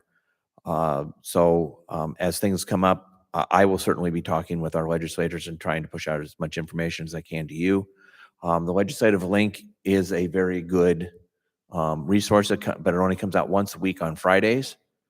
I am a member of the League's Legislative Policy Committee, so every Monday I get an update on where that legislation is and how things are going. Things have been pretty much up in the air right now because a lot of things are moving through committee. They expect changes. I do stay on top of it through that. Any other questions, concerns at this time? Great, we can all make lunch.